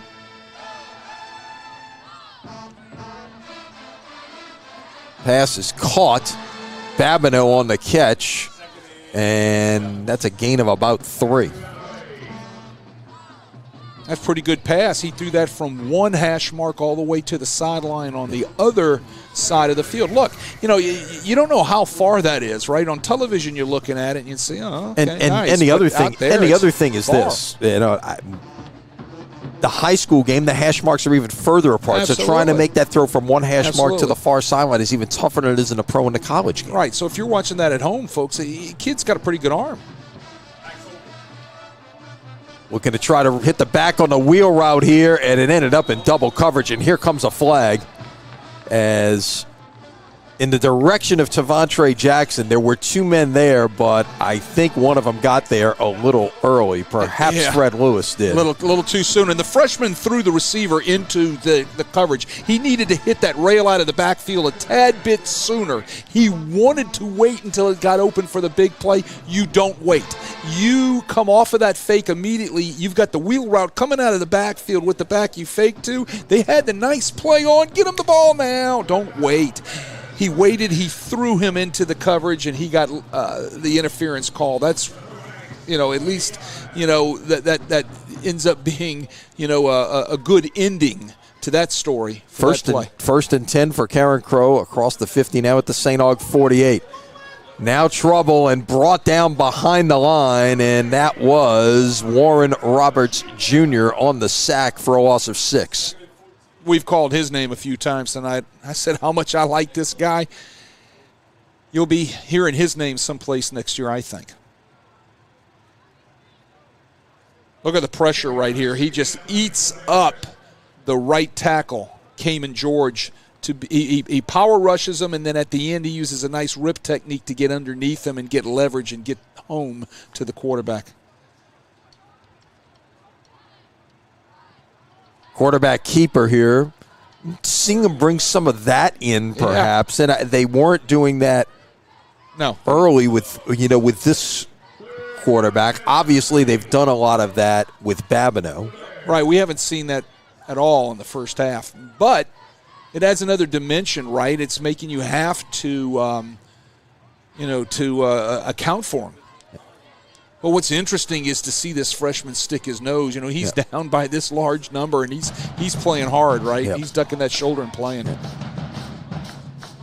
Pressure comes. Screen pass is set up. He couldn't get a block there. And 2 men bring down the receiver, Tavontre Jackson, for no gain, and it's going to be 4th down. Yeah, the pressure was applied again by the young freshman Darren Coates, who also is the son of Mrs. Coates, who is an outstanding 3rd-grade teacher at Rupel Academy. Just thought I'd throw that in there for the family. My fellow co-teacher. So now it's 4th and 11. In this kind of situation, I guess it's 4-down territory, right? Absolutely. I mean, it's got to be. You have no choice. You've crossed the 50. You got to do what you can to try to keep the football right here. They just roll the pocket that time. Pass is in the direction of Babineau, but too high and incomplete. St. Aug will take over on downs. Yeah, he sails that. He didn't really give the receiver a chance. Good look at the freshman right there coming off the field. He's going to have a great future, right? And he's going to be coached well. He's going to be coached well. Gavin Peters knows how to handle a freshman quarterback. He knows how to bring him along, and he will bring him along. What's going to help this young man is a great offseason.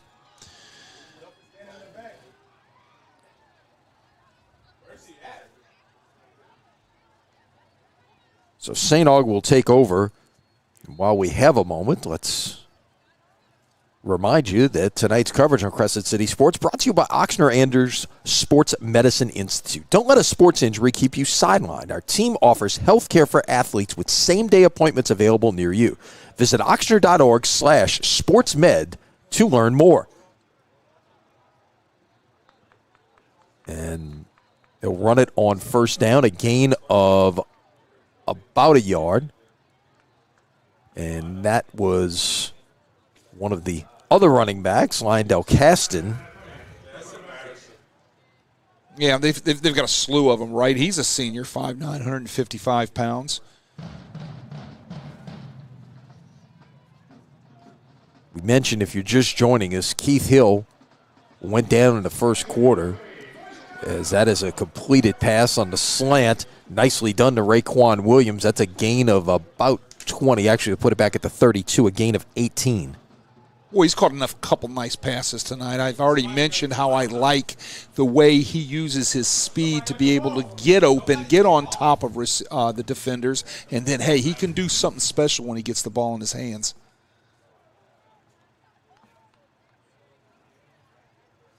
Second time we've seen the slant go for good yardage here in the third quarter. They will get about 2 on 1st down, once again with Caston. Nice tackle that time by Lance Hayes of the Crow Bears. Check it, they'll move it up to the 29 and give him 3 on the play. 2nd down and 7 for St. Aug, who will wisely use a little play clock here as we tick inside of 3 minutes to play in the third quarter. 31-7. Purple Knights lead. Trying to go back to the slant that time. Here comes the flag. Yeah, well, that's it. That's one of those plays that is, I don't want to say it's unstoppable, but that quick slant. I mean, those receivers are so quick into their routes there. It's very hard to defend, especially when you're bringing those guys up into the box. Well, and they're given a lot of cushion, right? As they should, right? I get it, but you've got to learn how to drive that the right way, and you got to learn how to make sure you're using your hands in the right way in order to avoid the interference penalty. You just can't reach with both hands too soon. You've got to learn how to rake with one hand and have the other hand kind of hidden behind them. There you go. So at the 14, they'll run it up the gut and a nice chunk there as Khalil Lewis, the freshman, gets it out near the 7-yard line. Yeah, another one of those Purple Knight running backs. Good look at that offensive line right there. McCoy, Batiste, Bernios, Minville, and Cormier doing a nice job all night up front for St. Aug. They love to use 2 tight ends, right? They have a number of tight ends that they can bring in the game. From the 8, pass incomplete, and it's going to be 3rd down. Coulon was looking for Raekwon Williams again on the slant, and it was thrown behind him. All right, so 3rd down. Line to make is the 4. Can get a 1st down. And you would certainly think with St. Aug's struggles in the kicking game, this is 4-down territory right here. They will run it up the gut, and it's a 1st down. And like what I've seen here, and just a little limited run by Khalil Lewis, this freshman running back, showing you something out there, getting his opportunity. Yeah, look how he runs downhill and hits it hard right there. A little burst, right? So 1st and goal. And did he get over? Let's see. Touchdown. Ball probably came out after it had crossed the goal line, of course. Yep. That was Lyndell Caston on that one. Right, they went back to Caston, and he gets it over for the touchdown to make this 37-7. Another look right here. Nice picking his way through there on the zone play, right? Yeah, he's crossed that end zone. Goal line broke the plane before the ball came out.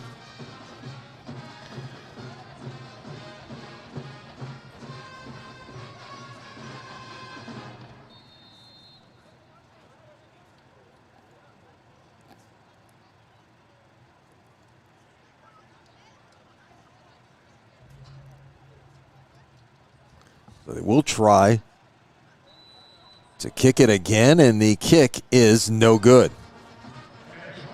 You know, we're seeing a different kick. That's Cameron McCall, who is listed as a long snapper. He's trying to kick right now, so they gave him a shot in this situation, and it is 37-7 with 1:33 to play here in the 3rd quarter.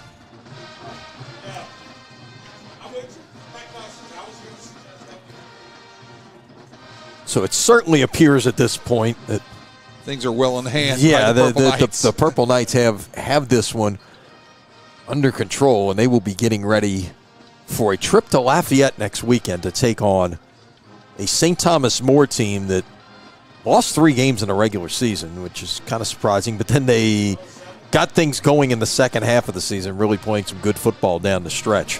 Right. That should be a really good matchup. Yeah, and you know, St. Thomas More, again, is always a fixture on the bracket, right, depending on the division that they're in. And you know, Division 1 for the up in the top bracket for the first time in quite a while here. They've been Division 2 or 4A, whoever for.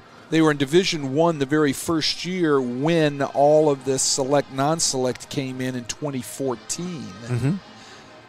They were one of the teams to volunteer to go ahead and play in Division 1 so they could round out some numbers to fill in a bracket, right?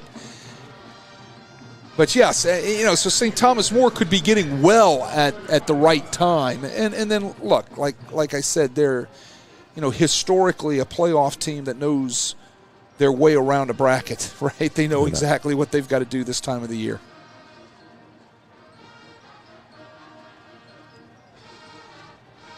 But I tell you what, I am totally intrigued by this Alexandria team. I wish I could find some film on these guys. You know, I'd really like to see them.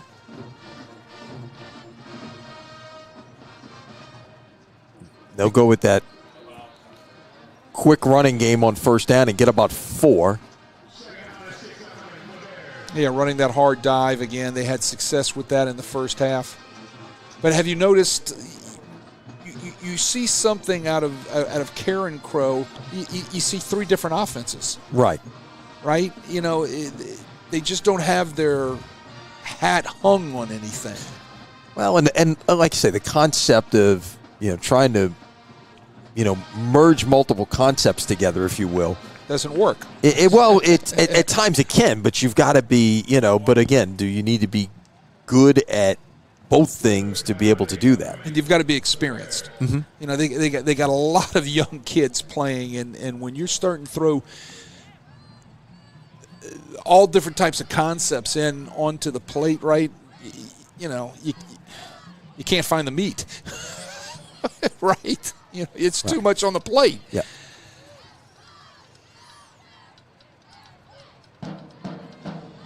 You build around a young team, you build around a young freshman quarterback, you find out what he's good at, and you stick to it. They tried to go with the delayed handoff look, and then they were going to roll a quarterback, and Dominique McGill was having nothing of it right there. Let's take another look on this final play of the third quarter. See McGee off the edge. He realizes the quarterback still got the football and gets the sack right there. What a night McGill has had. As we come to the end of the third quarter, your score, St. Augustine 37 and Carencro 7. The fourth quarter is next here on Crescent City Sports.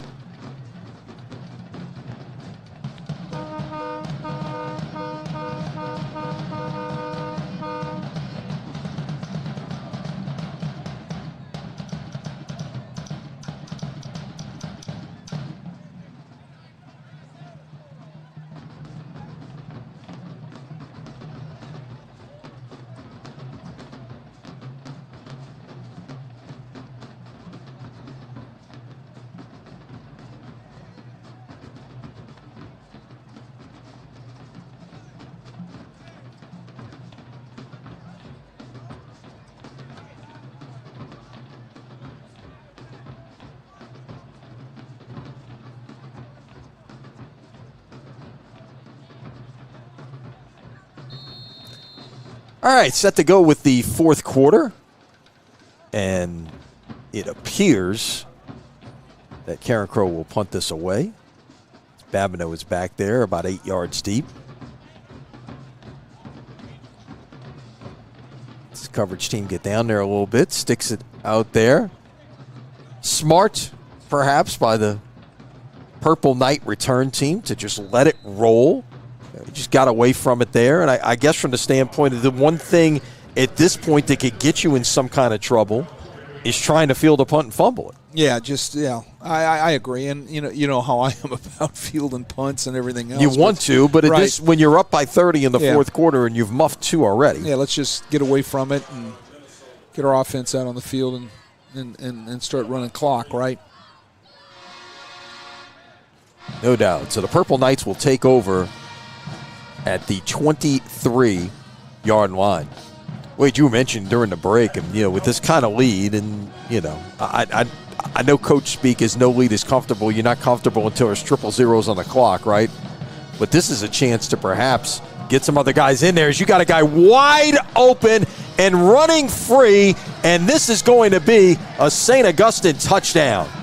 And that's going to be Raekwon Williams. 77 yards. And he pulls up lame over there. Looks like he might have a cramp. Yeah, I mean, he got on top of the defender, and the ball was laid out perfectly by Coulon, and you're going to tack another 6 points on, right? Look at the protection. Yeah, you see how many guys were up in the box there. You got single coverage out there. And he's on top of him by 5 yards. He ran right past the defender. Now 43-7.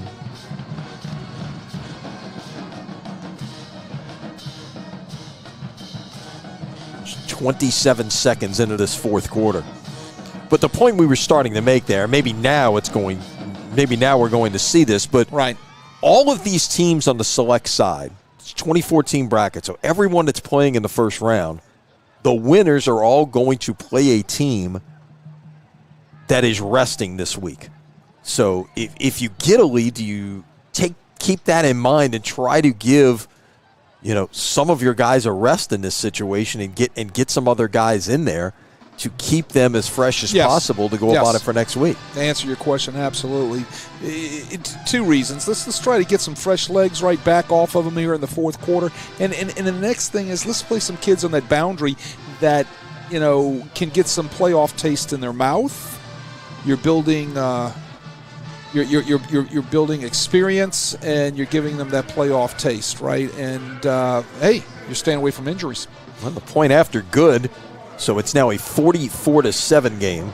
Was that the first PAT that was good tonight? Second one, I think. Yeah. Second one? Yeah, they've scored 7 touchdowns tonight and only converted on 2 PATs. There we go. So it's 44-7. St. Aug well in control here, 27 seconds into the fourth quarter. Good look at the Marching 100 right there. They're rolling, right? Oh, yeah. Look at those guys. You see them at the top of your screen. Look, that is worth the price of admission, regardless of what happens on the football field whenever you come to a St. Aug football game. No doubt. Tonight's coverage on Crescent City Sports brought to you by Lamarck Crescent City Ford, the commercial vehicle center at 6121 Jefferson Highway in Harahan. Lamarck Crescent City Ford, we got a truck for that. Thanks to Ronnie and Ronnie Jr., entire Lamarck family, Ray Hoffman, everybody over the Lamarck family of dealerships for helping bring you high school football here on Crescent City Sports. That is one impressive sight when you drive past. No doubt. They take up that whole city block, a couple city blocks over there on Williams Boulevard. Yep. So after the short kickoff, the return will come out to about the 30-yard line, and Carencro will take over right there. Yeah, I mean, you've got to get some new jerseys on the field if you're St. Aug, and give those guys a taste of what it's like to be in playoff action, right? And then, as you said, I think it's so vitally important you stay away from injuries as you're heading into the second round against a team that has been rested up, right? And so, there's no better time than to meet both of those particular requirements. So we are seeing some new faces out there for St. Aug on defense, and one of them is an interesting story. Number 34 in purple at linebacker, Tylen Watts. As Carencro will march back 15 yards, there was a penalty on the return. Watts is the cousin of Carencro head coach Gavin Peters. So this is a family affair here. It's a small state, right? Yeah, it's a small state. Well, again, as we mentioned, Gavin Peters was born in New Orleans. His family lived here until he was 8, and then he moved away, and other parts of the state. And what's interesting is he really, when he wanted to get into coaching, it was a guy who is from New Orleans, because that's offside against St. Aug. Guy who's from New Orleans who is I'll call him a legend in the Lafayette area. Harold Porter he's a Louisiana Sports Hall of Famer, was a brilliant track runner, is an East Jefferson High graduate, and competed at what was then the University of Southwestern Louisiana, now, of course, the University of Louisiana at Lafayette. And it was Harold Porter that reached out to Ted Davidson at Acadiana and says, hey, can you give this young man a shot to do something on your staff? And the rest, as they say, is history.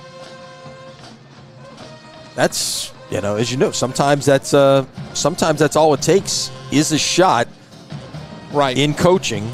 You got to get that person to give you a shot, give you an opportunity. Get the foot in the door, and you let your hard work and enthusiasm take you from there, right? And that's exactly what Gavin Peters has done. And, he's done a great job throughout his assistant's career, but he's also doing a great job at Carencro as a head coach. And he's got a young football team, and, great offseason for these guys. They'll be back next year.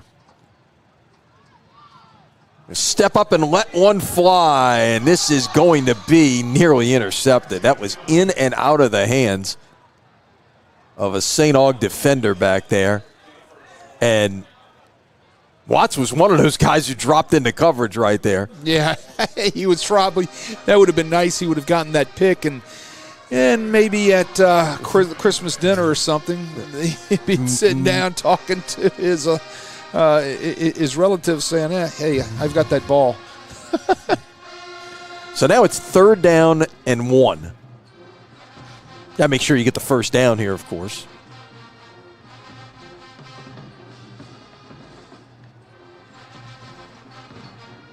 And they do. That's really been the most effective play that Carencro has had tonight is that. Yeah, the hard quick dive. Yeah. Why? Because it's quick hitting. You don't have to hold the block very long. And if you're going to truly read as an option, you don't have to block the last guy on the line of scrimmage. You just have to read him.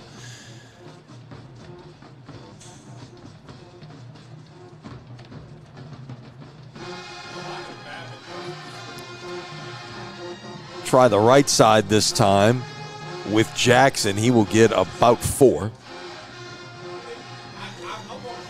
Yeah, he picks up 4. He's brought down by Darren Coates again.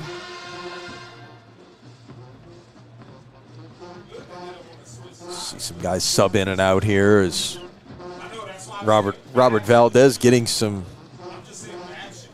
fresh players in there. Yeah, fresh jerseys.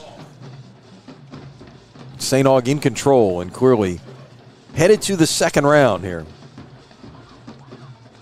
Another first down run there and one of the best runs we've seen tonight for the Crow Bears by Jackson, a gain of 12.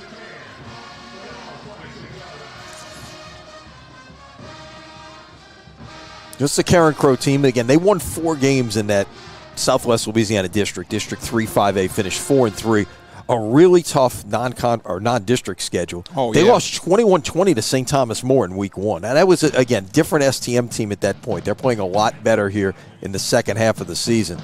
A little option look that time as Guernsey kept it and ran for about 4 yards. Yeah, they start off 0-4, and they reel off 4 straight wins once they get into districts. Yeah, they wins over New Iberia, Lafayette, Sam Houston, and Sulphur before they lost the last 2 games to Southside and Acadiana, 2 very good teams. Right. That of course, Acadiana, you saw them on the bracket. They will be facing John Curtis next week. Southside a high seed as well. Lafayette is in the Lafayette across town tonight playing Jesuit. I think Sulphur is on the bracket. I think they're in the playoffs. Yeah, so, I mean, look, their schedule was brutal, no doubt. Yeah, and, when we talk about non-district. Right. St. Thomas More, Lafayette Christian, and Zachary. Now, I don't know how those teams are this year, and obviously, STM's an 8 seed. LCA is playing tonight. Zachary, I think, was a 15 seed, if I'm not mistaken. So, but those are historically great programs in this state. That's that's a tough schedule to be handed to you for your first 3 games as a head coach if you're Gavin Peters. And he did go 0-3, but look, lost to STM 21-20, lost to Lafayette Christian 38-21, lost to Zachary 34-33. So he hung in there, in all of those games, and lost to Barb 21-13 in his first district game, and then bounced back and won 4 straight. 4 straight. And they're young. As I said, we've said all night long, we're talking about freshmen here, right? And these freshmen need the offseason. They need another spring training. And once they get all of that and they get this under their belt, then, like you said, the greatest thing about a freshman is next year they're sophomores. And they will be back with a vengeance next year. Mm-hmm. Yeah, and again, you talk about the young players, and you look at guys who have had experienced quarterbacks over the years. It's one of the things that you look at right away as you start to prepare for another football season. Okay, who's got a returning starter at quarterback? When you got a freshman here, so you got somebody potentially could be your quarterback for the next 3 years. Correct. And a chance to just learn in this system. And what I hope to see is when they do sit down and do their postseason analysis of themselves, because that's what you do, they need to see that they need to start finding the meat on the plate and what is it that best attributes to this young freshman and the skill that they have, right? It might be that they might have to start trimming some of the other things out in order to get to that meat. And when they do that, I think they're going to find themselves become, especially up front, on an offensive line, a lot more aggressive. When you're trying to do too many things as an offensive lineman, pull this way, block straight ahead, zone block this, pass protect that, you have a tendency to hesitate and not be aggressive. Give them a few things to do, get good at those things, and I think you will see this team take off next year.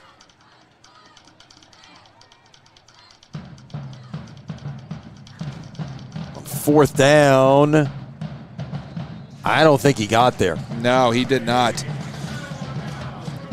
No, he did not. Meeting him in the backfield was Parrish Jackson Muhammad, a senior, 5'10", 210 pounds, making a play. Watch number 30 right here. Got there. And number Along 34. With 34. There's Tylan Watts. Nicely done. Helping get the fourth down stop to send his cousin's offense back to the sideline. So St. Aug takes over here with 4:26 to play. That was a good sustained drive there by Carencro. 7 minutes off the clock, but they get stuffed on 3rd and 1 and 4th and 1. And quarterback's going to keep it and has real estate in front of him.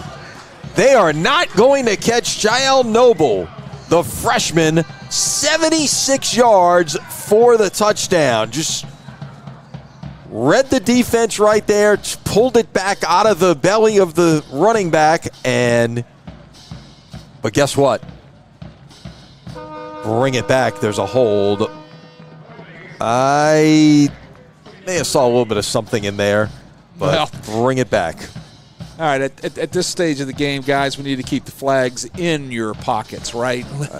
Let the thing roll. Yeah. But, okay, well, here's the sad part. Sad part is he just went, what, 76 yards. 76 yards on a dead sprint, and he's got to come back and do now it he's got to again. come back and run another play. Yep. So that's the sad news. But the good news is look at the speed from that freshman who ran the quarterback ISO, right? Reads it right. Correct? He was reading the play side linebacker. Play side linebacker went with the flow of the running back that was Lucas Jefferson, and he just hits the seam perfectly right up the middle. Right? So, you know what he's saying right now? He's saying, give me the oxygen mask, right? That's what he's saying. Of course, we encourage you to look at all the scores at CrescentCitySports.com on our All-State Sugar Bowl scoreboard. Congratulations to Chalmette going down to Houma and beating Terrebonne tonight 20-17. That's a 24-9. And what that means is in that spot of the bracket, Chalmette's going to get a home game next week. Yep. Bobby Nuss Stadium. And that will likely be against Hanville. Hanville leads H.O. Bourgeois 49-39 in the fourth quarter.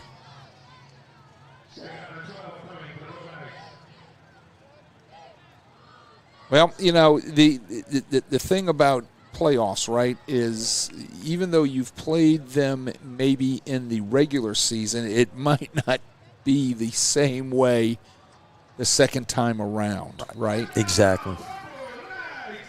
I used to hate that as a coach, that I know I've played somebody earlier in the season, week 8, week 9. Heck, I even played St. Aug one year, week 10, and turned around and had to play them on week 11. Yeah. Right? Thank you, Leonard Fournette. So, you know, I mean.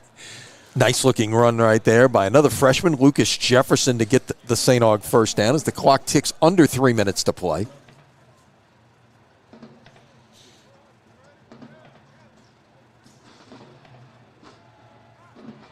But this time, there is penetration in the backfield, and Jefferson is hit for a loss.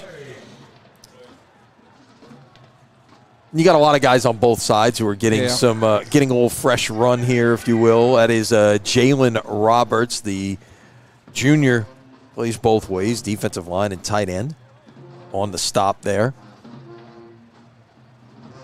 And it's good to get those guys in with the game well out of hand. like I said, that's good for the parents to see, and it's good just to get them introduced to playoff atmosphere.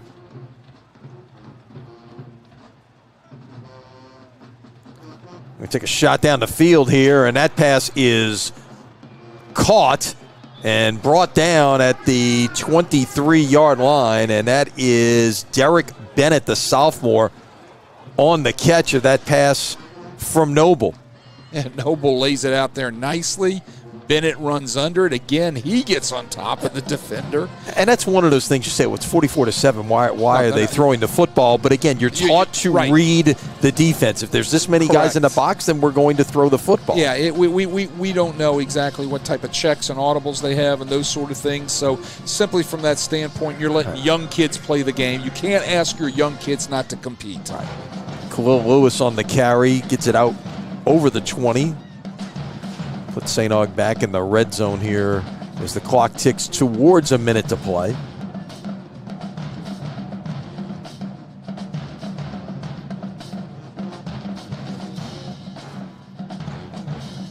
So St. Aug will be headed to Lafayette next week to face St. Thomas More in what will be an 8-9 matchup.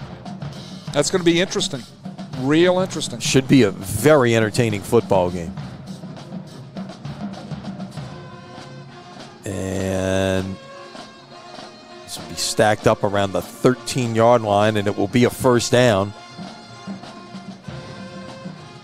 Yeah, Khalil Lewis again. Yep.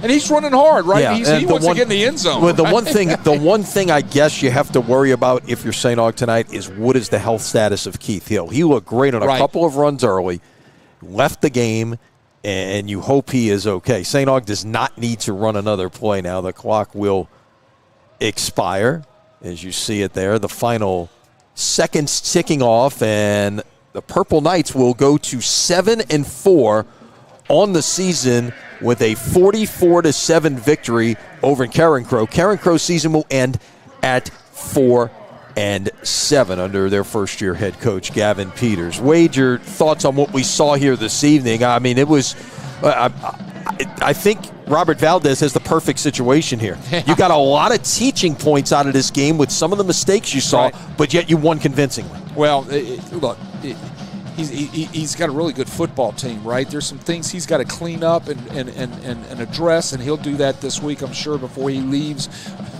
to go meet a really good St. Thomas More team. But look, he's got a nice nucleus. He's got a nice group going, and they can go deep, right? They can go deep because he has the skill and he's got the defense that can play. Yeah. So absolutely, Carencro will be back. No doubt. They're young kids, and they've got a good coaching staff. They just need to clean up what's on that plate, right? A lot of things they're looking at. They need to find something and settle on it and find the meat of what they need to do offensively. All right, Wade, thank you. That's going to do it for us here tonight. We will have more playoff football for you next Friday night. Be sure to visit CrescentCitySports.com and our social media platforms for the latest information. So for Wade Kaiser and our entire Crescent City Sports production team, Chip and Matt Merritt, along with Sam Tornator, I'm Lenny Van Gilder saying so long from Tad Gormley. Once again, your final score tonight, St. Augustine 44, Carencro 7. Until next week, so long, everybody.